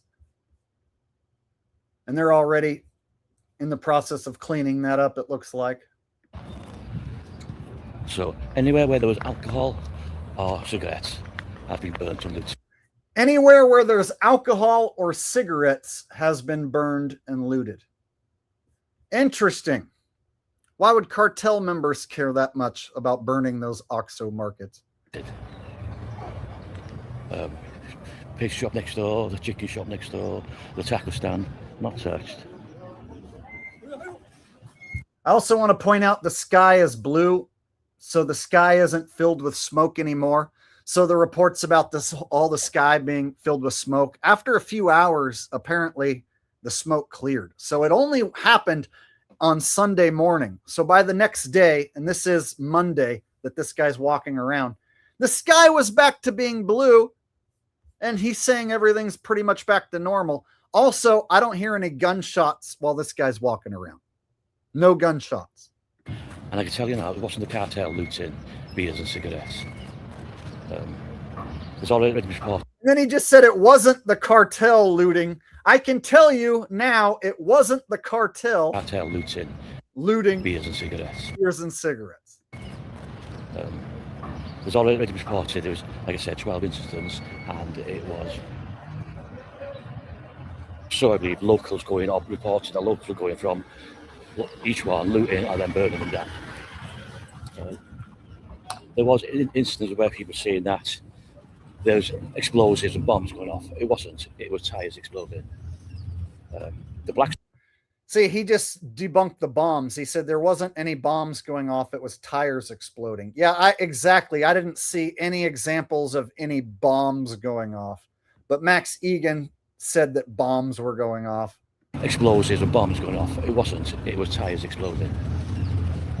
The black smoke burnings was the cars or buses burning, which would be the rubber from the tires or the plastics from the interiors. The black smoke from the vehicles, from the tires and the plastics. That actually makes sense.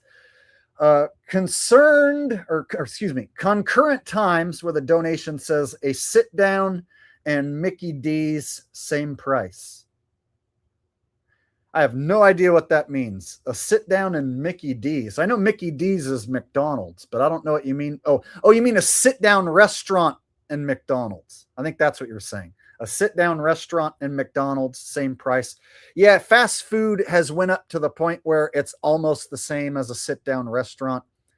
And the quality of the food keeps going down and down. They keep using shittier, cheaper ingredients, but they keep raising the price. At some point, something has to give. But the fast food joints like McDonald's are tied in with the government, so they'll just get bailed out. So McDonald's can have terrible earnings and their sales can be down year after year after year, but still there's going to be McDonald's everywhere because McDonald's is basically part of the government. It's like a government run business. So even if they have times where their business is terrible and nobody's showing up and hardly anyone's buying fast food or whatever, they're still going to be there, still going to be McDonald's in every town, basically. It's like they're never going to go away.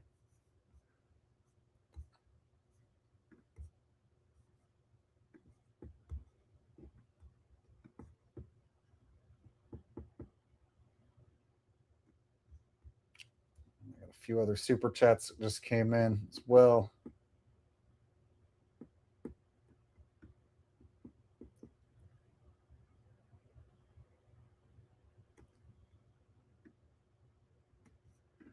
One from RY said, if for some reason this event is real, they need to hire Lint-Away air duct cleaning to clean up all the soot and ashes in the vents of the nearby buildings.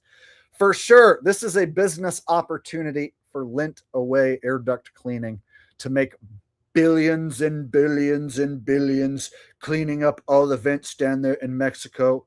God knows they're going to be full of soot. They're going to need a good cleaning. And who better than Lint-Away air duct cleaning, the best damn air duct cleaning service this side of the Mississippi. And no, he did not pay me to say that.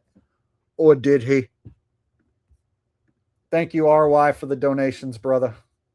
There's a couple of buses here now, but it was for blockage. This is the main road. All right, so check this out. He's going to show this burnt out bus in the middle of the road. The cars are just going around it. This is the main road, and it's just to block the road. So there's two buses blocking the road that are burnt up, just left there. And look, people are just going right around it. Just drive right around it. No big deal. We'll take a walk down here.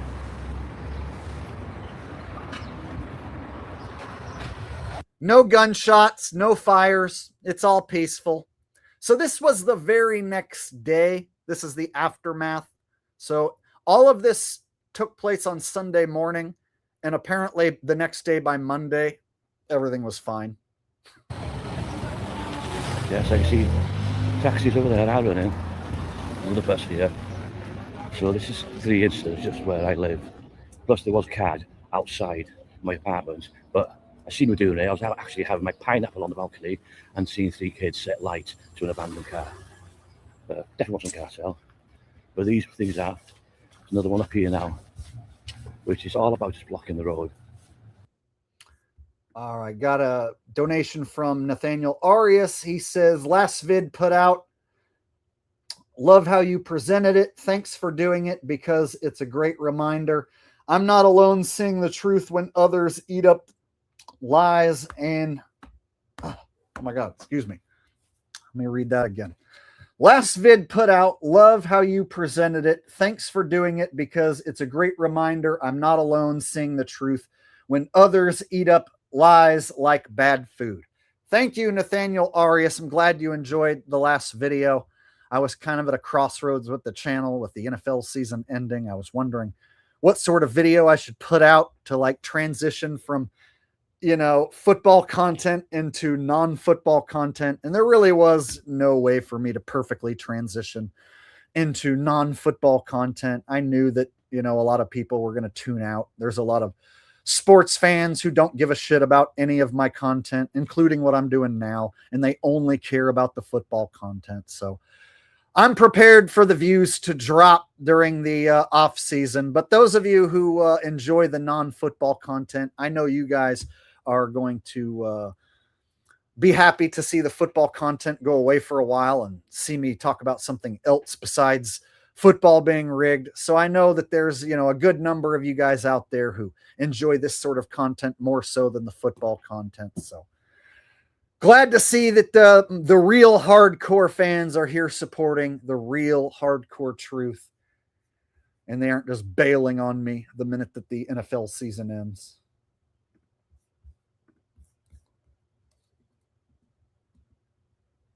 So he said this part right here. I'm sure a lot of you guys missed it. He said, just where I live. Plus, there was a car outside my apartment. But I seen me doing it. I was actually having my pineapple on the balcony. And he said, I was having my pineapple on the balcony and seeing 3 kids set light to an abandoned car. And I saw 3 kids set light to an abandoned car. So he just said he saw from his balcony 3 kids set a car on fire and not the cartel. So it's hard to like understand what he's saying. That's why I have the captions on. But this guy's saying that the cartel didn't set the car on fire that he saw get burned, that it was 3 kids. Doing it, I was actually having my pineapple on the balcony and seeing 3 kids set light to an abandoned car. Definitely wasn't cartel. But these things are. There's another one up here now, which is all about just blocking the road. There was reports of there was hundreds of fires, hundreds of vehicles built. It wasn't. It wasn't. But I'd probably say from what I could see, there's maybe 15 fires altogether. There's nowhere near 100. So things like that do get exaggerated. It's all there on Facebook. There was AI photos put out, which I will address further when I get into town. And this guy's actually talking about how there's AI photos being put out. So this guy's actually dropping truth bombs. He just talks very low and he's a bit hard to understand. But if you take the time to listen to what he's saying, he's basically saying that the mainstream media is lying and that there's AI being used. Got a donation from Curtis Nelson. Says, what about them PDUs on the Epstein files, though? They run loose while 3/4 of kids get assaulted. Don't trust anything related to the Epstein files. Children are mistreated all over the world. So to act like children were only mistreated on that island is ridiculous. Children are mistreated by regular people in your hometown.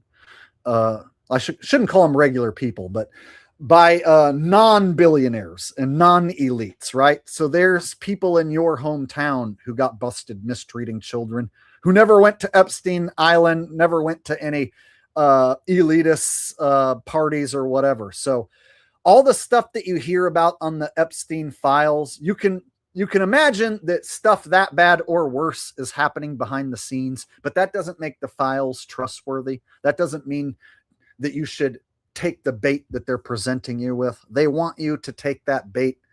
They can basically tell you, any person that they want was on Epstein's island, and the majority of the sheep are going to believe it. They can tell you Ronald McDonald was on Epstein's island, and the sheep are going to believe it. They can just pull any random celebrity out of their asshole and claim that they were on Epstein Island, and the people at home are going to believe it. So I'm not saying bad stuff doesn't happen to children behind the scenes. What I'm saying is that the Epstein files comes from the mainstream media, who gets it from the government, and those two sources cannot be trusted. So I'm not going to take the bait, which I cannot verify for myself. Do I believe bad things happen to kids behind the scenes? Yeah. All over the world, in every corner of the world, not just on that island. So as far as what they want to tell us about what these billionaires are supposedly doing, you have to be a moron to think that elitist billionaires had all of their crimes cataloged many years ago to be released to the public now. So yeah, we're to believe all these elitist billionaires had all of their high-profile crimes documented and put into a database and logged into these files, which the mainstream media is nice enough to release to us now. You got to be a fucking moron to believe any of that. And that's why most sheep are fucking morons, because they do believe that. They believe they're getting some huge news regarding all of these supposed billionaire P-doos. They think that they're getting the insider scoop on all this information, but you can't fucking verify any of it yourself. Lintaway Air Duct Cleaning said dating websites are cooked. Yeah, man, dating in general is cooked. There's no shortage of videos here on YouTube telling you that. It's like millions of those channels talking about how men are done with women. Millions of channels talking about, how women don't want to date these loser men who don't want to put any effort into dating them. So it's just a problem that's just getting worse and worse, and it's by design. Dating was killed by design, but that's for another video. I don't want to get too far off topic. And thank you, Curtis, for another donation here. This one doesn't have a super chat, a message attached, but I appreciate the super chat nonetheless. Thanks, buddy. I appreciate it. Of the church on fire, the condos on fire, and more or less the whole town ablaze. There was a photo of, not here, but Guadalajara Airport, of an aeroplane on the tarmac on fire. They were all AI, digitally generated. Two boxes over there, blue tape and burnt.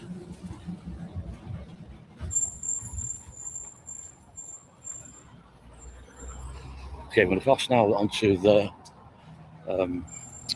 Tunnel Road and have a look, because the other report was that the fish market on top of San Salvador at 70 was burnt down. From where I can see it on my apartment, it's not. But we'll go there and confirm yes or no.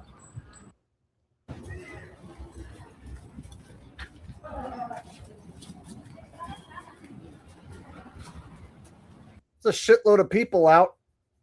Over here on this side of the road, there's a bunch of people. And I don't hear any gunshots going off anymore.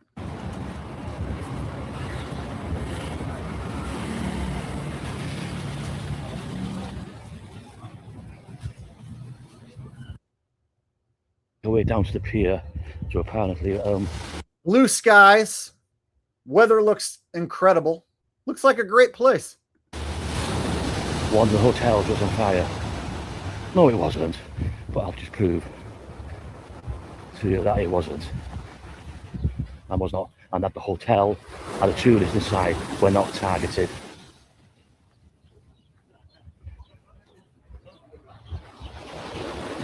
There's a lot of police presence, but they're all... Yeah, not much of a war zone. Looks really peaceful.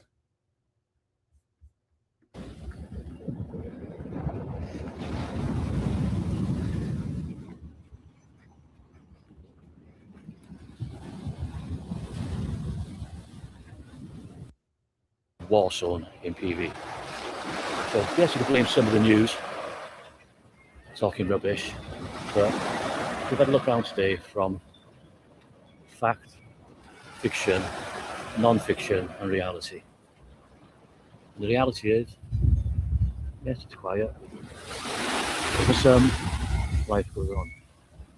By tomorrow, it'll be all forgotten about. So this was one day after, and so next we're going to take a look at the very next day, Tuesday. So yesterday, everything's back to normal, and all the tourists are back out. All right, so what that guy said and what that guy showed, completely different from what Max Egan and Dollar Vigilante in the mainstream news were saying. All right, so the next video is from a guy who lives in Puerto Vallarta, and he speaks really good English and much easier to understand. And I love the title of this video. So here's another small channel. Check this out. Living in Puerto Rico, or not Puerto Rico, Puerto Vallarta, excuse me. Living in Puerto Vallarta, and his title is Puerto Vallarta is a safe city. The news is lying to you. And so this video only got 3,800 views. So imagine that, the videos that sensationalize the supposed violence and chaos, those ones get stroked by the algorithm, hundreds and hundreds of thousands of views. Whereas the videos that say that the news is lying to you and show evidence that tourism has returned back to normal and that people are out enjoying the beach and there's no more smoke and that the news is lying. Yeah, those videos don't get stroked by the algorithm. How about that?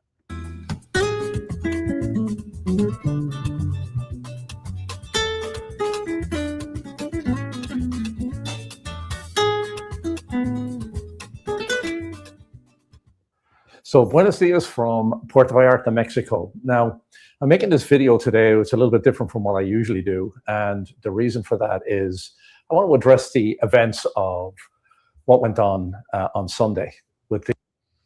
All right. So just before we get to what this guy has to say, and it's pretty good. He basically destroys the narrative painted by the mainstream media. And this is by a guy who lives there in Puerto Vallarta, and his YouTube channel is about living in Puerto Vallarta. And I'll even show you some of his old videos and whatnot. It's an actual real Puerto Vallarta local who makes content about living there.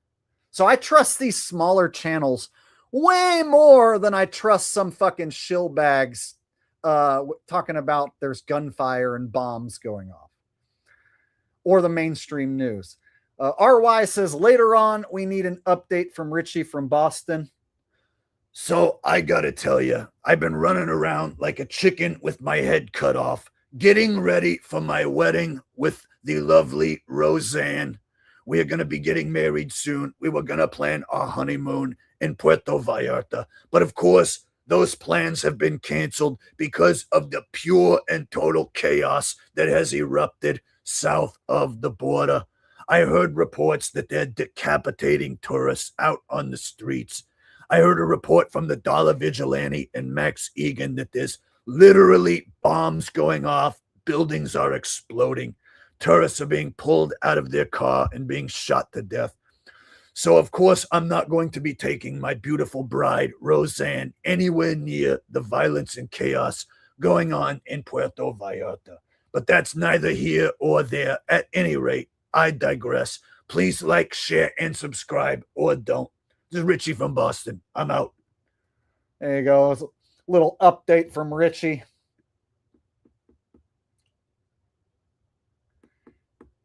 And Lint Away Air Duct Cleaning said, oh wait, I read that one already.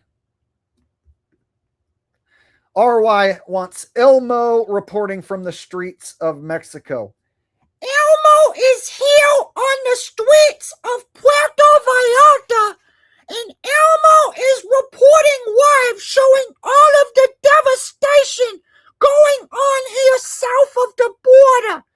There are several OXXO markets that have burnt to the ground. There's literally bombs going off everywhere. Elmo is scared to death. Elmo wants to leave Mexico, but Elmo can't because all of the flights have been canceled. Elmo is sheltering in place. Elmo is scared. Elmo wants to go home to Sesame Street immediately. Elmo was just on the phone with Big Bird, telling Big Bird how freaking scared Elmo was about almost dying. There you go. Elmo reporting live.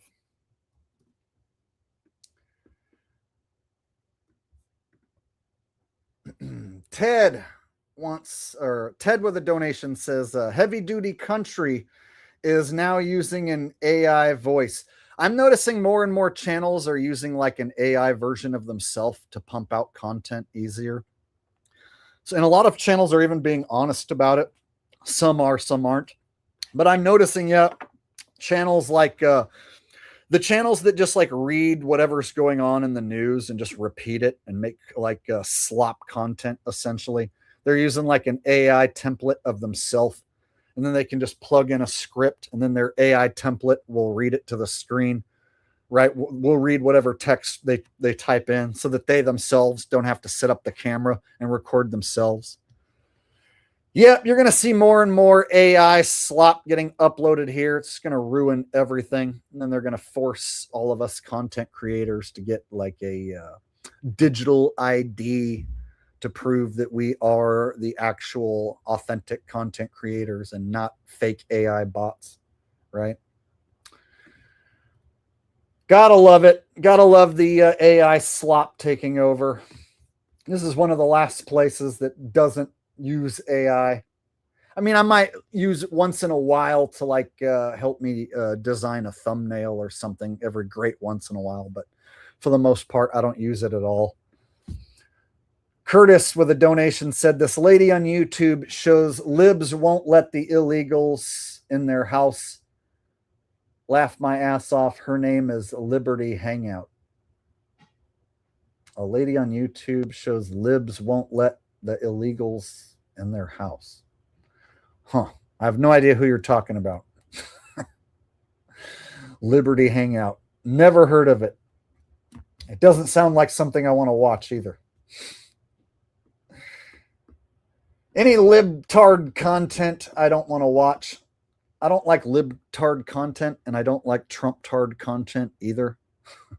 I'm an actual truth channel, so I don't do the right versus left paradigm. There's millions of channels that make videos about the woke left, and they want to take the piss out of the libs. So there's a shitload of channels that criticize the left, and it's typical right-winger Trump-tard, MAGA-tard content. And to me, it's just as annoying as the woke left that they are supposedly speaking out against.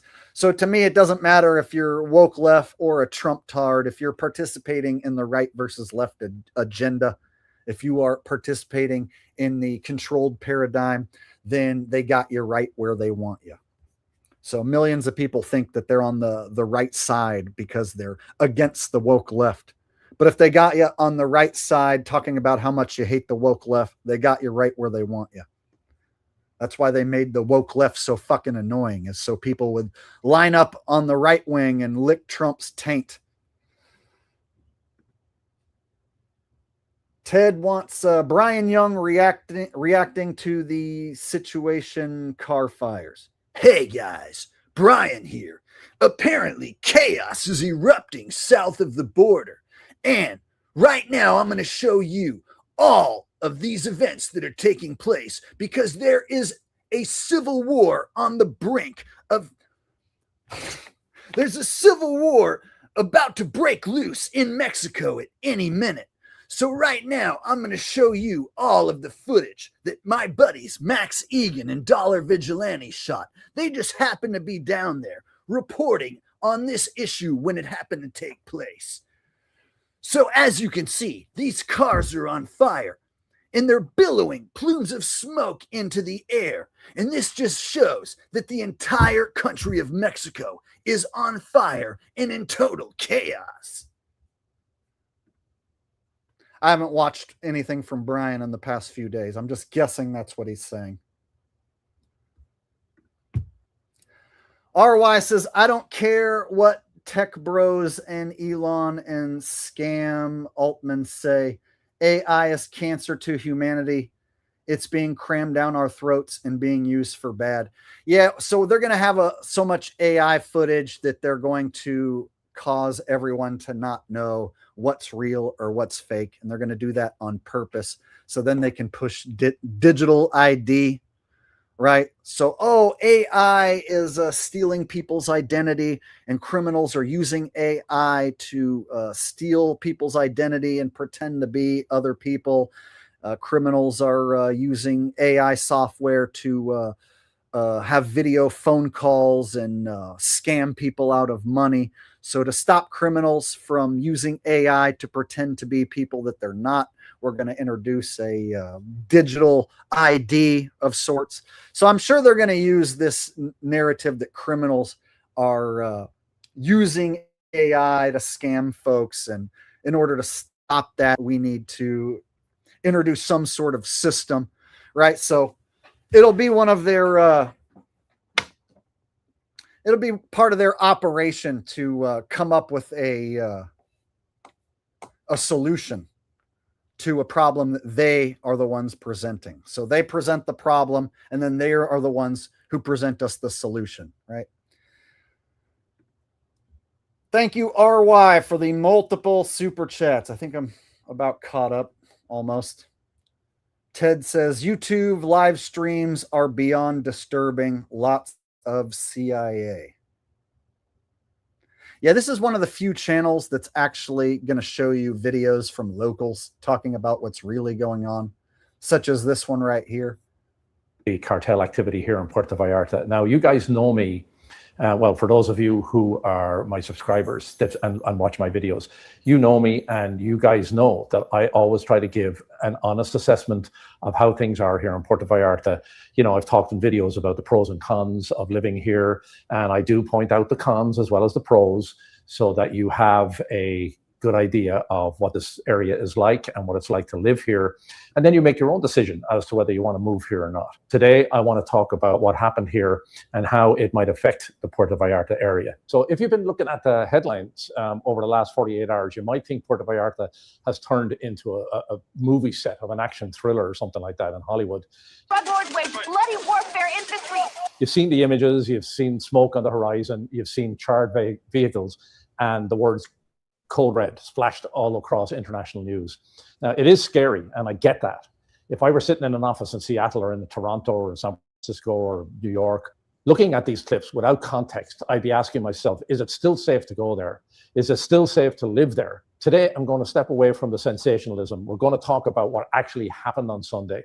I want to talk about why it happened and why, despite what the 24-hour news cycle wants you to believe, this was an isolated incident, an anomaly that's nothing to do with the everyday reality of life in beautiful Puerto Vallarta. Now, Puerto Vallarta isn't just fine, it's already back on its feet. And So this guy's saying it's an isolated event. And before I get to Curtis's super chat, I just want to point out that this guy has a small channel, just under 3,000 subs, and his channel is about living in Puerto Vallarta. This video did not get the algorithm stroke, did not go viral. And he even has on the title, "The News is Lying." So I am more inclined to listen to what this guy has to say. I consider this guy a much more trustworthy source, even though I don't know this guy, just based on his title and what his channel's about and the way he started his video. Just with what he said in the first 2 minutes seems very sensible. All right, Curtis with another donation says, Jake, what do you think about Crow 777 and Jason Lindgren? Have you seen the new Sun photos? Crow 777 is a shill. I've said that many times. Anyone's ever brought him up, he's a fucking shill. And he hangs out with Rose 777, which is a different Rose than who's here in my chat. So Rose here in my chat, my moderator, not to be confused with Rose 777, the shill bitch who hangs out with Crow 777. So Crow 777 and his sidekick Rose and Jason are a bunch of fucking shills, and I would never ever watch them. I wouldn't recommend them at all. In fact, I would recommend against watching them.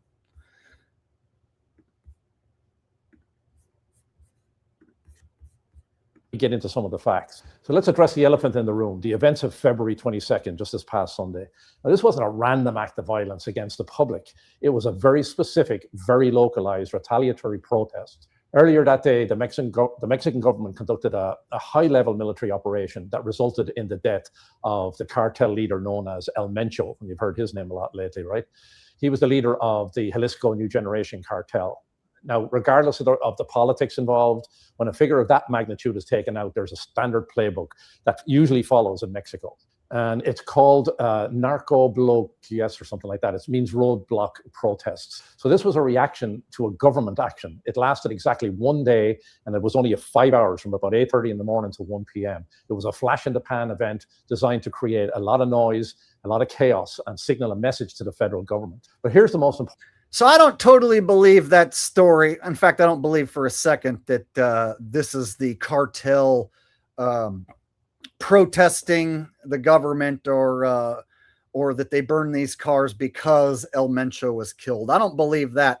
But what I do believe is that this was an isolated event and that this only happened over the course of 4 or 5 hours and then everything returned back to normal. That's the part of the story that actually sounds totally true. Important part that the international media often leaves out. There were no deaths, there were no injuries to the public in Puerto Vallarta whatsoever. No.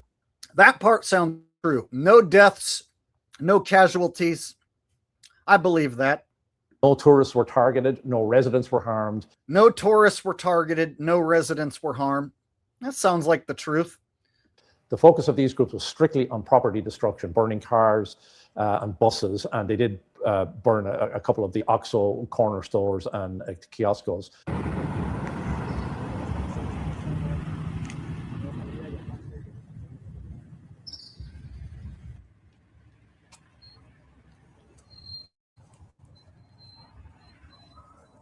So understanding the targets, let's talk about that.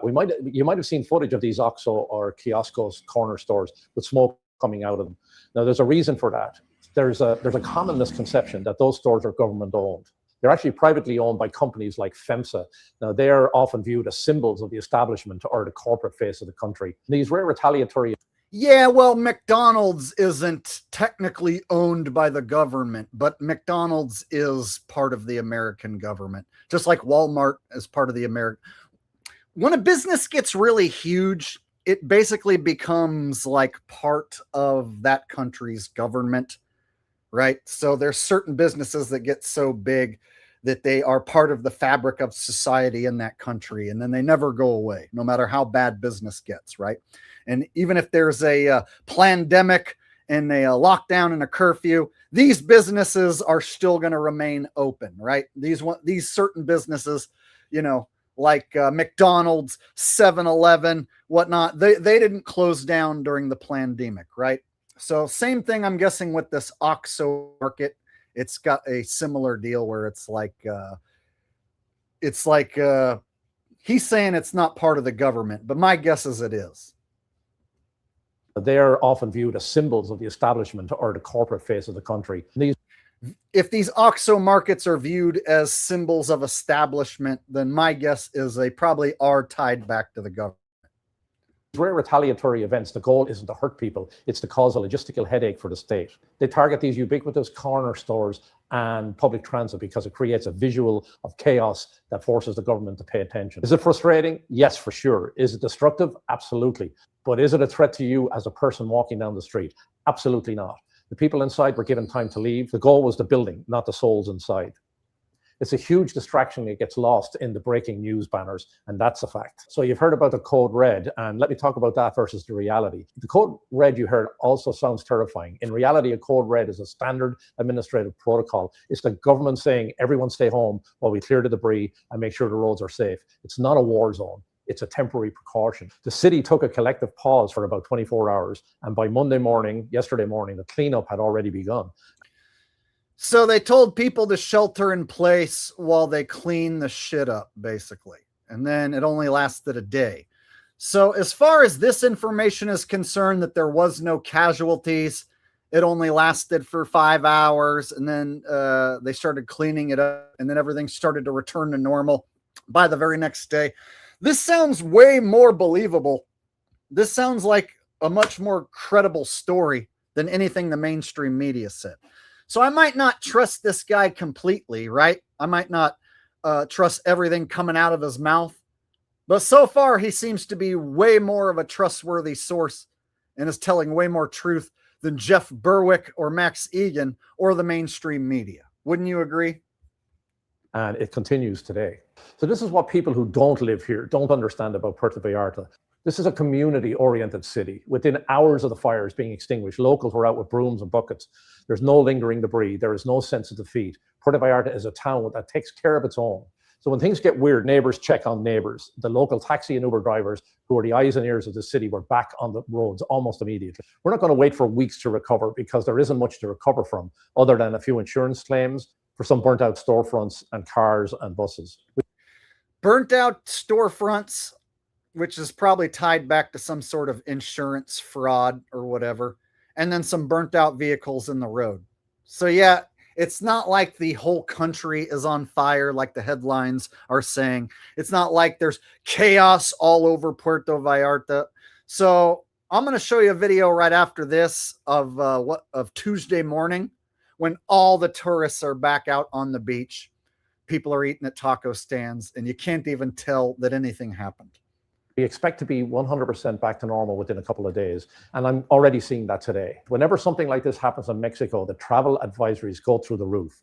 But let's compare the danger of Puerto Vallarta to what many of us consider safe back in the US or Canada. You know, in the US, we deal with a level of random senseless violence that simply doesn't exist here. There's school shootings, mall shootings, and random acts of violence in subways and grocery stores that happen without warning and without a target. In Puerto Vallarta, everyday violence, the kind that affects the average Joe, is almost non-existent. You can walk to Malecon at 2 a.m. with your phone in your hand and feel safer than you would in downtown Chicago, Los Angeles, or even parts of Toronto. So this guy is saying Puerto Vallarta is safe and you can walk around and feel safe, and it's way more safe than downtown or Chicago or Los Angeles. So that makes sense to me. Some of those nasty areas of the big cities are probably a lot more dangerous than this tourist town. So if this is an isolated event where they just burned cars and a few buildings for 4 or 5 hours and then everything returned back to normal, then yeah, this might be a really safe touristy place where this is a total anomaly. But the mainstream media is pumping this narrative that the entire country is being burnt to the ground. There's chaos everywhere. So this paints an entirely different narrative than what we're being told by shills like Dollar Vigilante, Max Egan, and the mainstream media. At the same hour.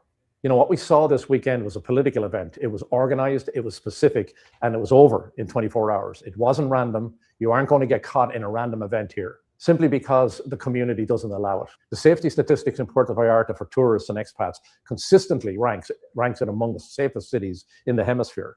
So I want you to visualize a typical Tuesday in Puerto Vallarta. In this everyday life, there are no cartels, there are no sirens, there are no code reds. There's just a city that moves a little slower, smiles a little more, and values peace above all else. Again, the events of this past Sunday were an anomaly, a black swan event that happened because of a very specific death of a very specific person. All right. So the next video I'm going to show you is really going to blow away the narrative that it's a war zone.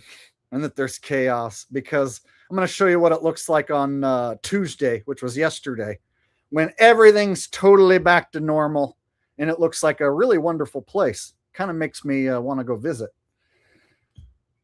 Gray Duck with a donation says, Indian 49ers fan realizes the game is rigged and asks that Aussie truther dude if he should subscribe to Jake. Why would the Indian 49ers fan talk to Aaron Haywood about me? I don't know how those things go together, but if that's what you want.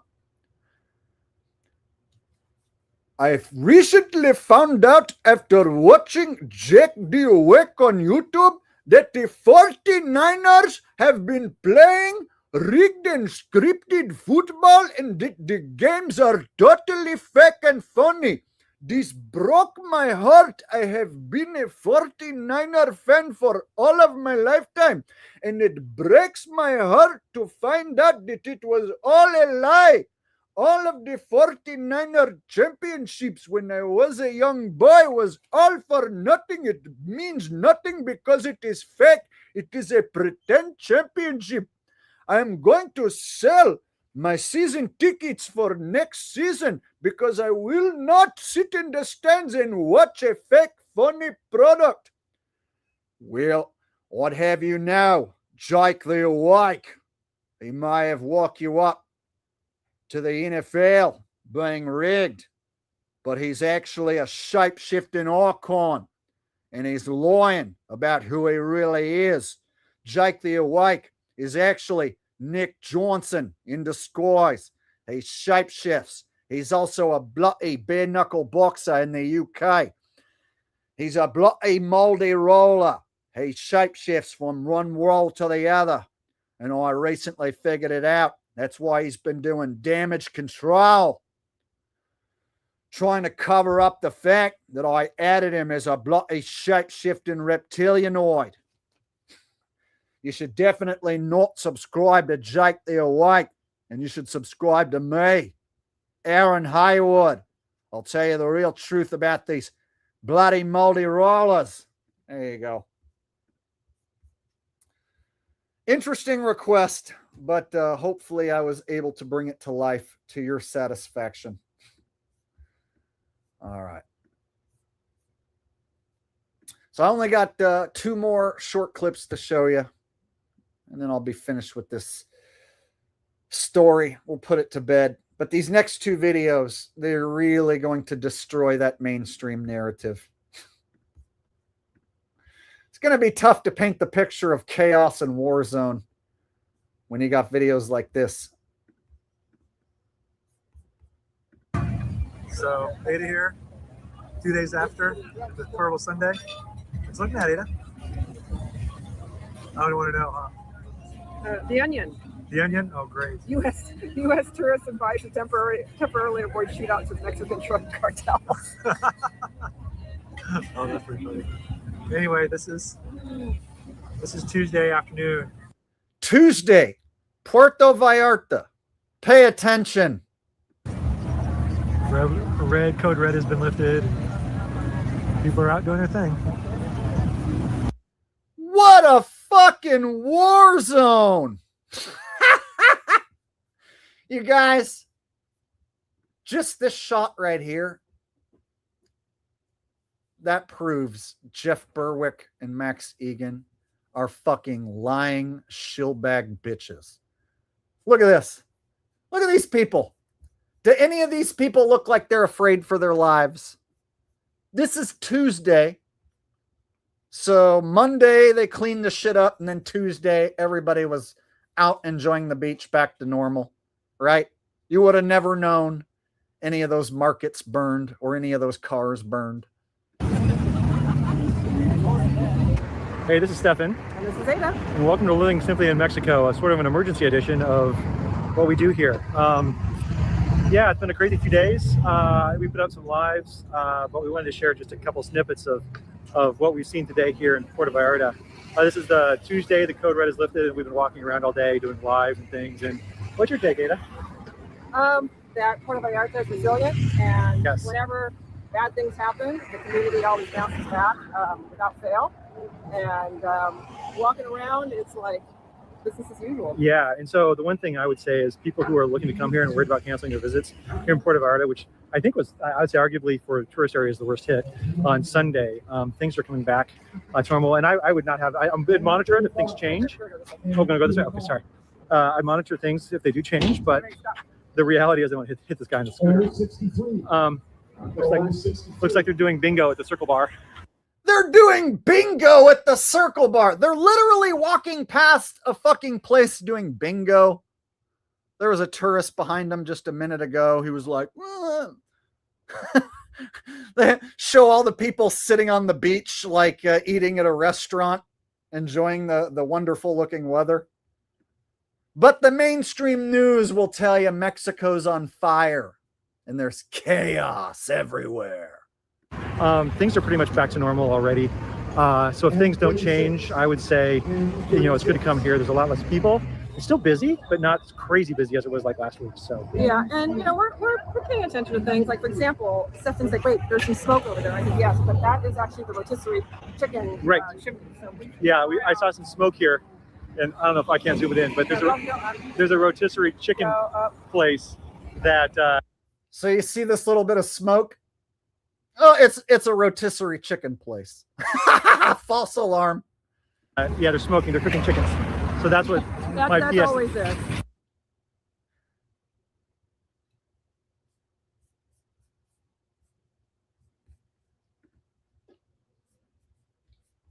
We're safe. And for all the sensationalized stories of people being trapped, yes, we were shelter in place for 2 days. The first day when all the craziness was breaking out. And the second day was so they can, basically the military, police, and folks could kind of clear things out. So all the burnt cars and such that were blocking roads and all of that, those have been removed. And you can still see some of the buildings where the resultant fires that, once again, so all those YouTube channels that use clickbait titles like "Leave Mexico Now," Mexico has erupted into total chaos. I wonder if they're going to make an update video and show you this. I bet you they fucking won't. All the channels that fucking clickbaited you with those sensationalized titles, I'll guarantee you they don't do a follow-up and go, oh, everything's back to normal and Puerto Vallarta looks fucking lovely and everyone's enjoying the wonderful weather. And they totally forgot about those burnt vehicles, right? I bet you they don't make a fucking follow-up like that and admit that they were full of shit, right? Admit that maybe they were wrong about the supposed chaos. There weren't, the only structures that were targeted were those that had convenience stores in them. Everything is made of concrete and steel around here. So it's those would be burnt, but the building's still there. All right, got another one from Curtis. Says, duck and cover. What about them Epstein names that are still running around? Bro, I don't know how many times I got to say this. Epstein shit is made up. It comes from the mainstream media who got it from the government. You can't verify any of it.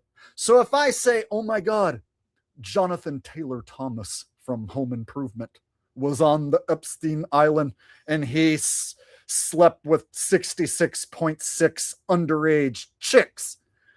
Are you just going to take my fucking word for it? I don't have any evidence to show you. People act like there's all this evidence when there isn't really anything that you can verify personally, right? There's no video of any of these supposed atrocities going on, which prove what they're saying, right? So the most that you get is like a still shot of like Jeffrey with some girl, or a still shot of Trump with some girl, a still shot. But you never get any video, any hardcore video of Trump banging minors on Epstein's Island, right? You never get any actual hardcore truth or proof. So here's the thing, man. If you want to fall for that shit, go ahead. But around here, I don't take what the mainstream media dangles in front of me And I don't believe for a second that billionaires in positions of power are going to let all of their crimes and atrocities be cataloged into a database to be exposed to the public years later.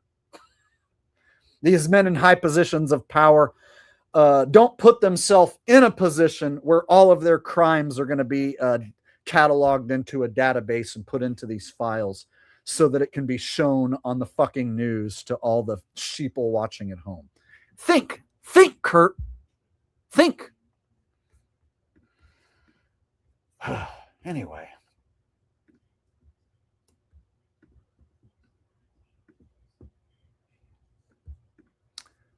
KJ says, thanks. You're welcome, KJ. And I appreciate the short, easy super chat. Thanks. You're welcome. All right. RY says, Jake, you missed some donations earlier. Of course I did.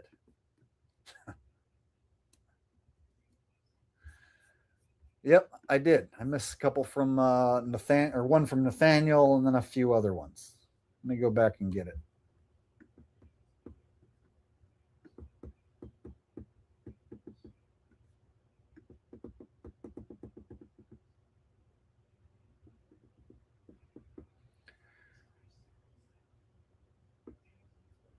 All right, got Nate the Original says perhaps a members only stream soon. Good idea. I haven't done any members only streams in a while. I should probably do one soon. Good idea. Maybe we'll shoot for this weekend. One where I'll just go live for the members and you guys can just ask me whatever and we can talk about whatever you guys want. No topic, just like open topic, free chat, and then I can post links for members to join the stream and talk to me live. We'll do something like that. Nathan Arias says, Jake, you can not have my goat. 49ers must have it. Jake, you are not allowed to have my goat because it is designed specifically for the 49ers. I have this goat and I'm planning to sacrifice this goat the next time the 49ers win the Super Bowl. I thought they were going to win the Super Bowl against the Chiefs and I was planning on sacrificing this goat, but they lose the game in the final seconds in overtime. It was very upsetting. So I'm saving the sacrifice of this very special goat for the day the 49ers win the next Super Bowl. I'm hoping that it happens next year. There you go. All right.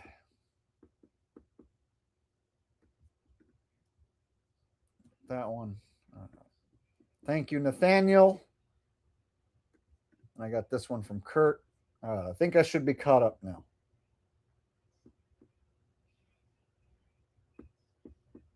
If I missed any other ones, please let me know. And it looks like Kurt just gifted 5 Jake the Awake memberships. Thank you for all the gifted memberships, you guys. Much appreciated. All right. All right, I got one more video to show you about how everything is back to normal in Puerto Vallarta. In the mainstream media was totally full of shit. And so was Jeff Berwick and Max Egan. Here's a video they definitely aren't going to show you on TV.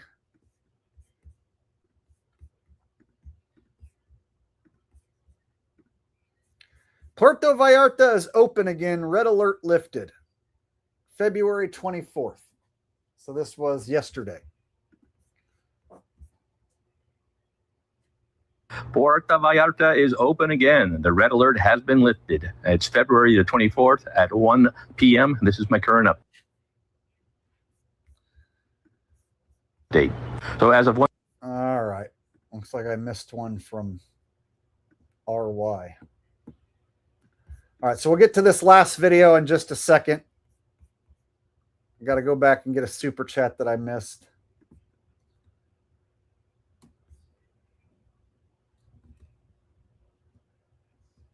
And it also looks like I got one from Davey D. LaFleur that I missed as well.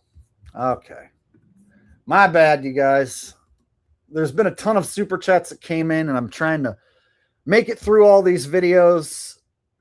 So my apologies for missing a few super chats. I'm going to go back and now.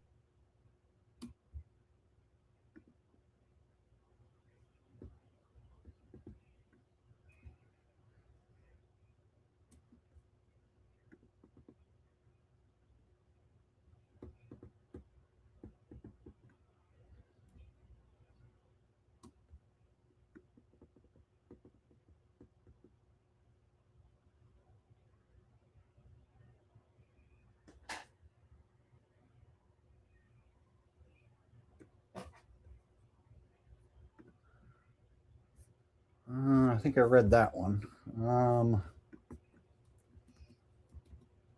Okay, it was after this one. My fault.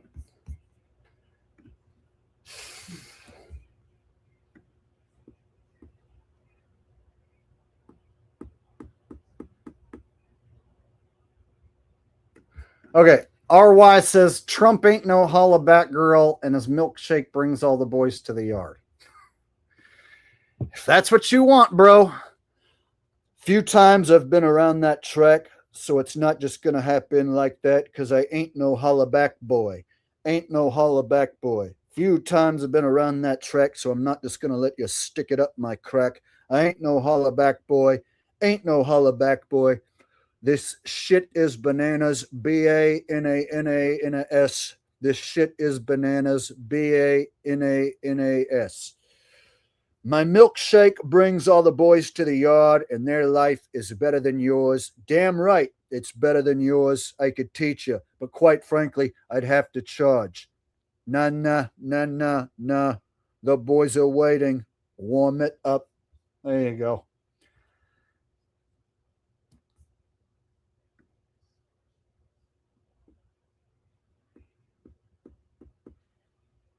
And then I had this one from Davey D. Says, great stream, Jake. Much love to the chat. Thank you, Davey D. I appreciate it. Thanks for being here, buddy. Longtime mod and supporter of the channel. Check out Davey D's channel. He also is a content creator as well. All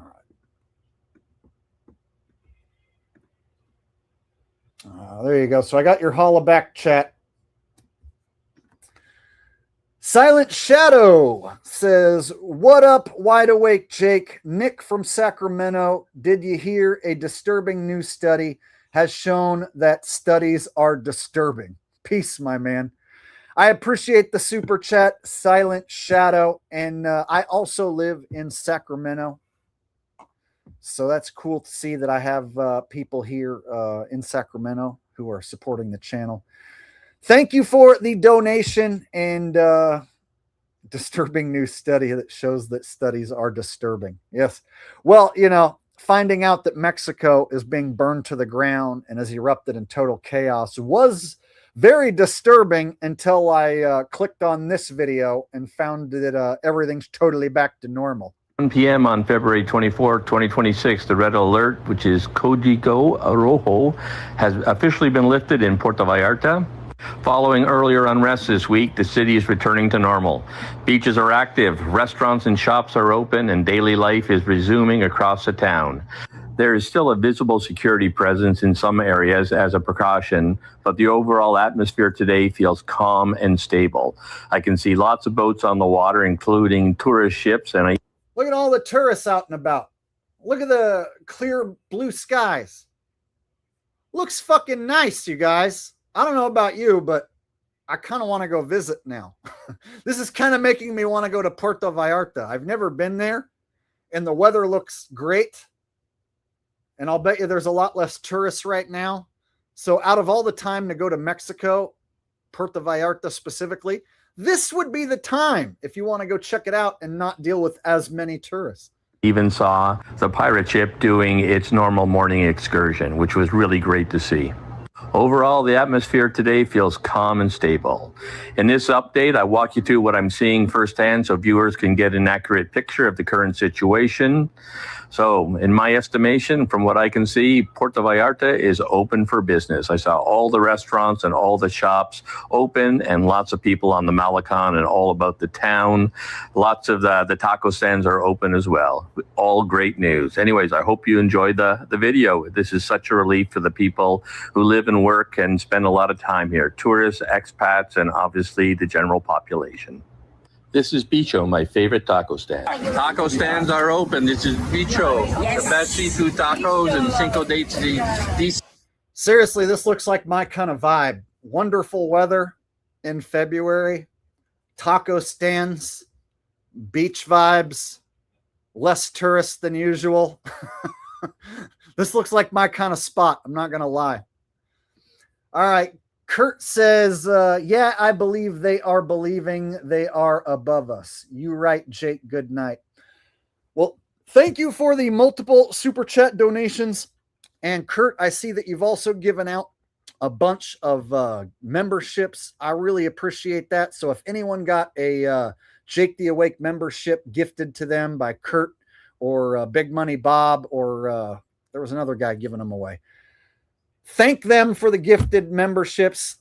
There's probably been, I don't know, 40, 50 gifted memberships tonight, which has been amazing. I really, really appreciate the support. This is the last video that I have to show you on this topic. Basically, we spent the whole stream breaking this down, but we're finally just about done. Siembre, Italia, maybe best taco seafood stand in all of Puerto Vallarta, in my opinion. And they're open for business. Yes. Come and see them. Come and see. Come and try. Yeah. And you can see a lot of people are on the beach using the chairs here. Seriously, that looks like a nice place to visit. I mean, look, these cabanas and chairs, there's quite a bit of people. Looks like there's no shortage of tourists out and about. And this is just 2 days after the supposed violence and chaos erupted. I'll show you the beach now. Lots of people in the restaurants here, right at the pier. This is Los Muertos Beach. All the boats are out. People are fishing, grabbing their water taxis. Then on the other side, which is generally the most popular, lots and lots of people taking advantage of the great weather we're having today. You can see most of the chairs here in front of the beach clubs are actually occupied. Kind of makes Max Egan look like a huge piece of shit for talking about there's gunshots and bombs going off. We're here doing a walkabout, and it's absolutely crazy shit going on. There's bombs going off on the entire length of Puerto Vallarta.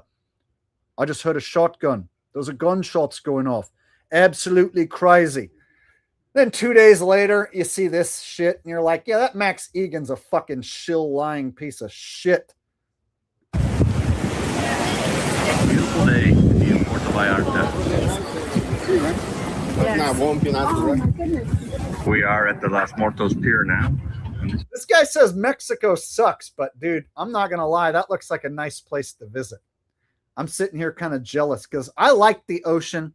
I like seaside towns. I enjoy visiting the coast. And so one of the reasons that I have trouble leaving California or moving away is because I love the ocean. I love the coast. I like beach towns. I'm a sucker for nice weather. And so everything that I see going on here looks very pleasant to me. Looks like a place I would love to visit. This is a water taxi. Probably going up to Yalapa, just being filled up. So good to see. Here's a big tour boat coming in too, just cruising along the shore. Coming from the marina, I suspect.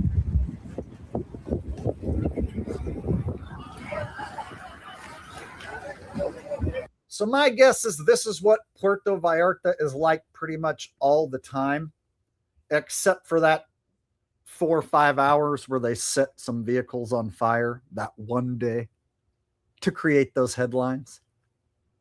That's all they needed. Set some vehicles on fire and some OXXO markets on fire, film it, show it to the sheeple who live in the United States and claim that Mexico's on fire and erupting into total chaos, sensationalize the fuck out of it, and hopefully get a bunch of Americans to stop going south of the border to discover that the quality of life is better down there for a lot less money.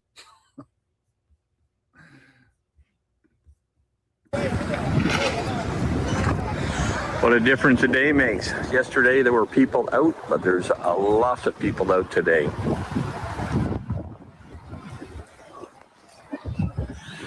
I should say there were few people out. Don't listen to what this guy was saying. I was in Puerto Vallarta, Mexico yesterday, and I got my black ass out of there the first time I heard the sound of gunshots, y'all. I went to Mexico to try to relax, and they started setting the whole goddamn place on fire. Don't let these fucking lying-ass motherfuckers tell you that there ain't nothing going on down there and everything back to normal, because I was just down there.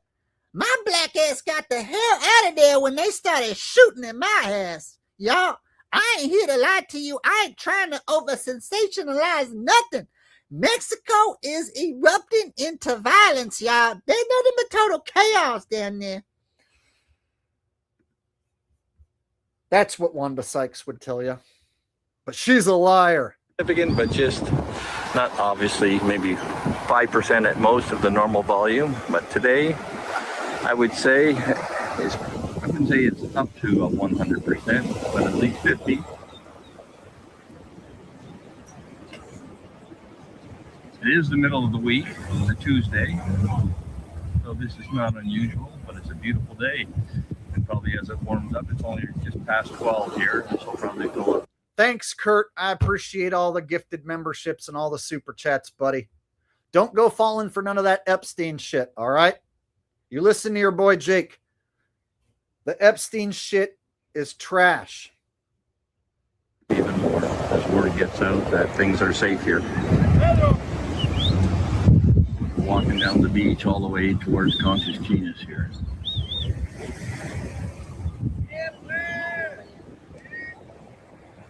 And lots of boats I can see are in the distance and operating. A lot of tour operators are active again.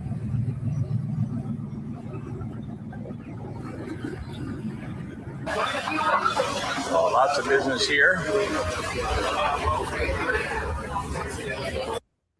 All right, Kurt says, okay, that voice made me go click on Eric Dubé. Just joking. Joke, joke, joke.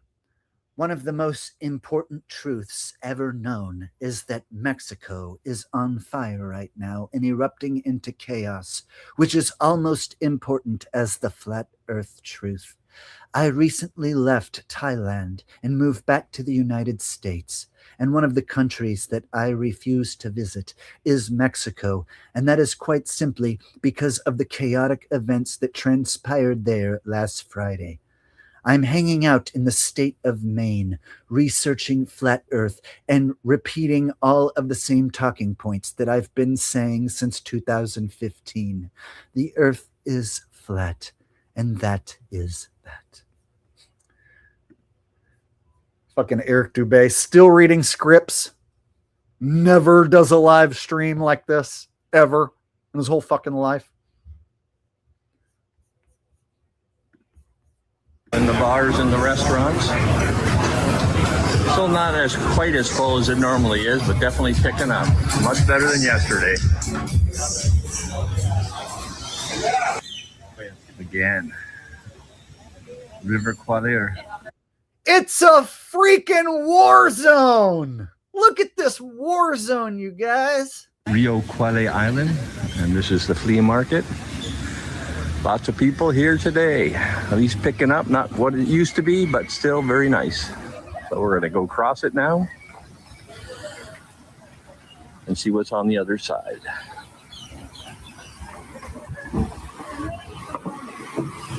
So here's the Rio Quale here.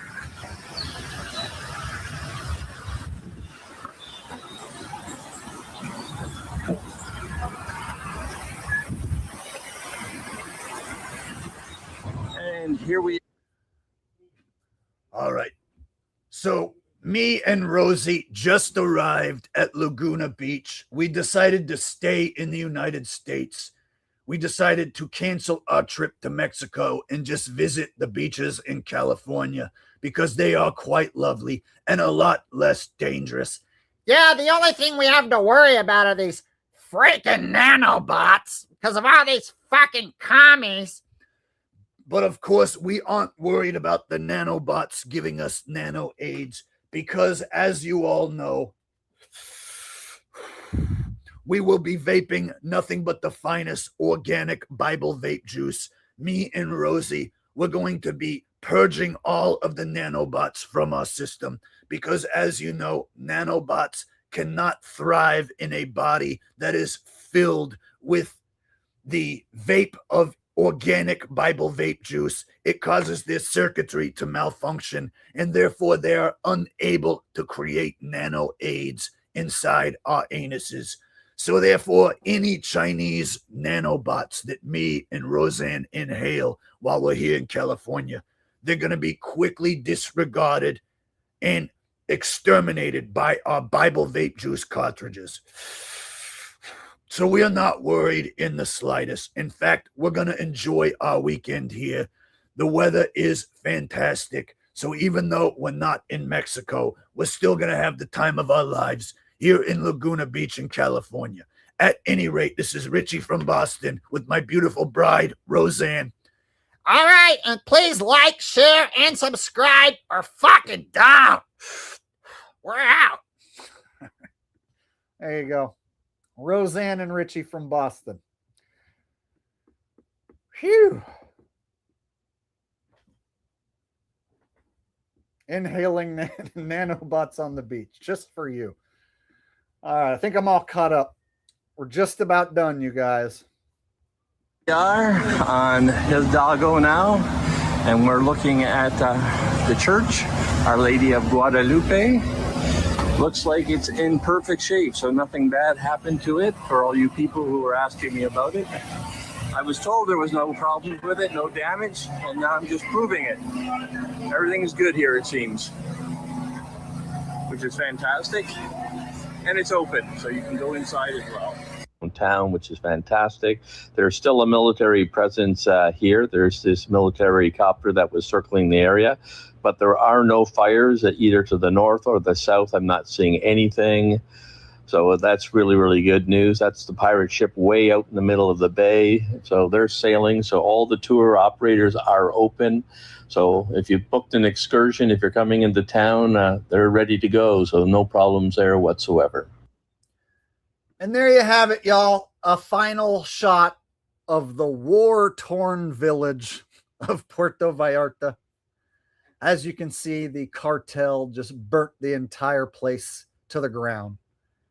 Puerto Vallarta has been wiped off the map. Life as we know it in Puerto Vallarta is over. The drug cartels have burnt the entire country of Mexico to the ground. Don't go there. Unless you want to enjoy this beautiful weather and this wonderful beach. Yeah. All right. So there you go.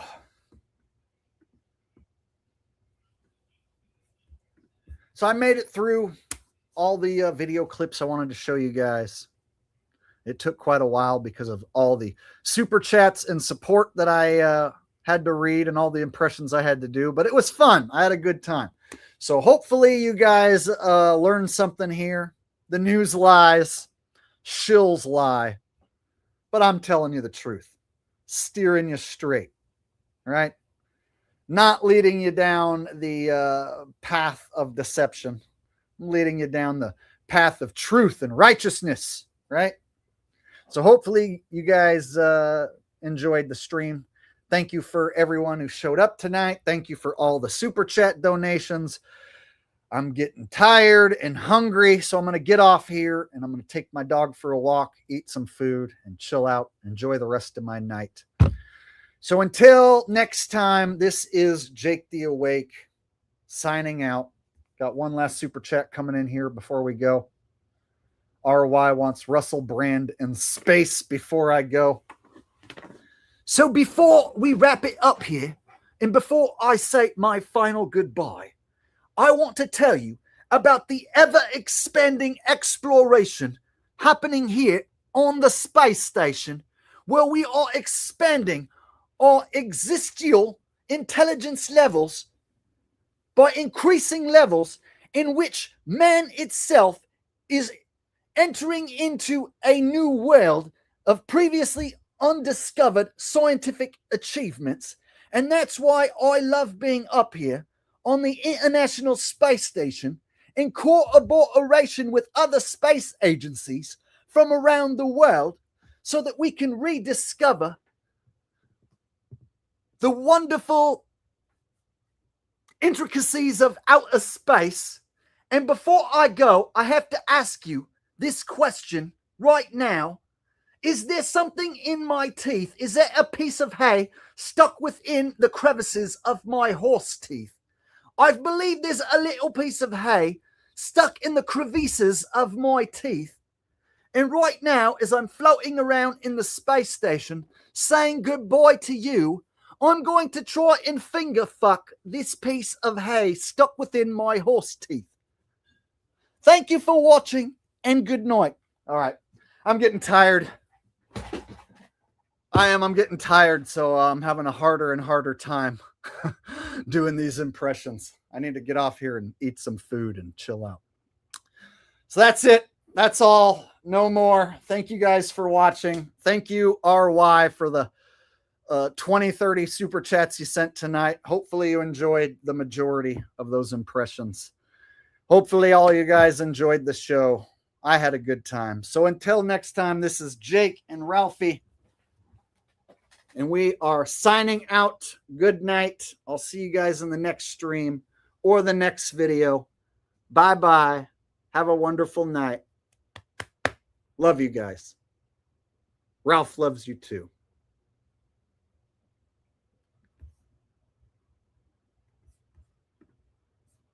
And Steve Paulus, just before I shut down the stream, says, ha ha, hilarious. Ha ha, hilarious. All right, that's it. Now the stream's over. Good night.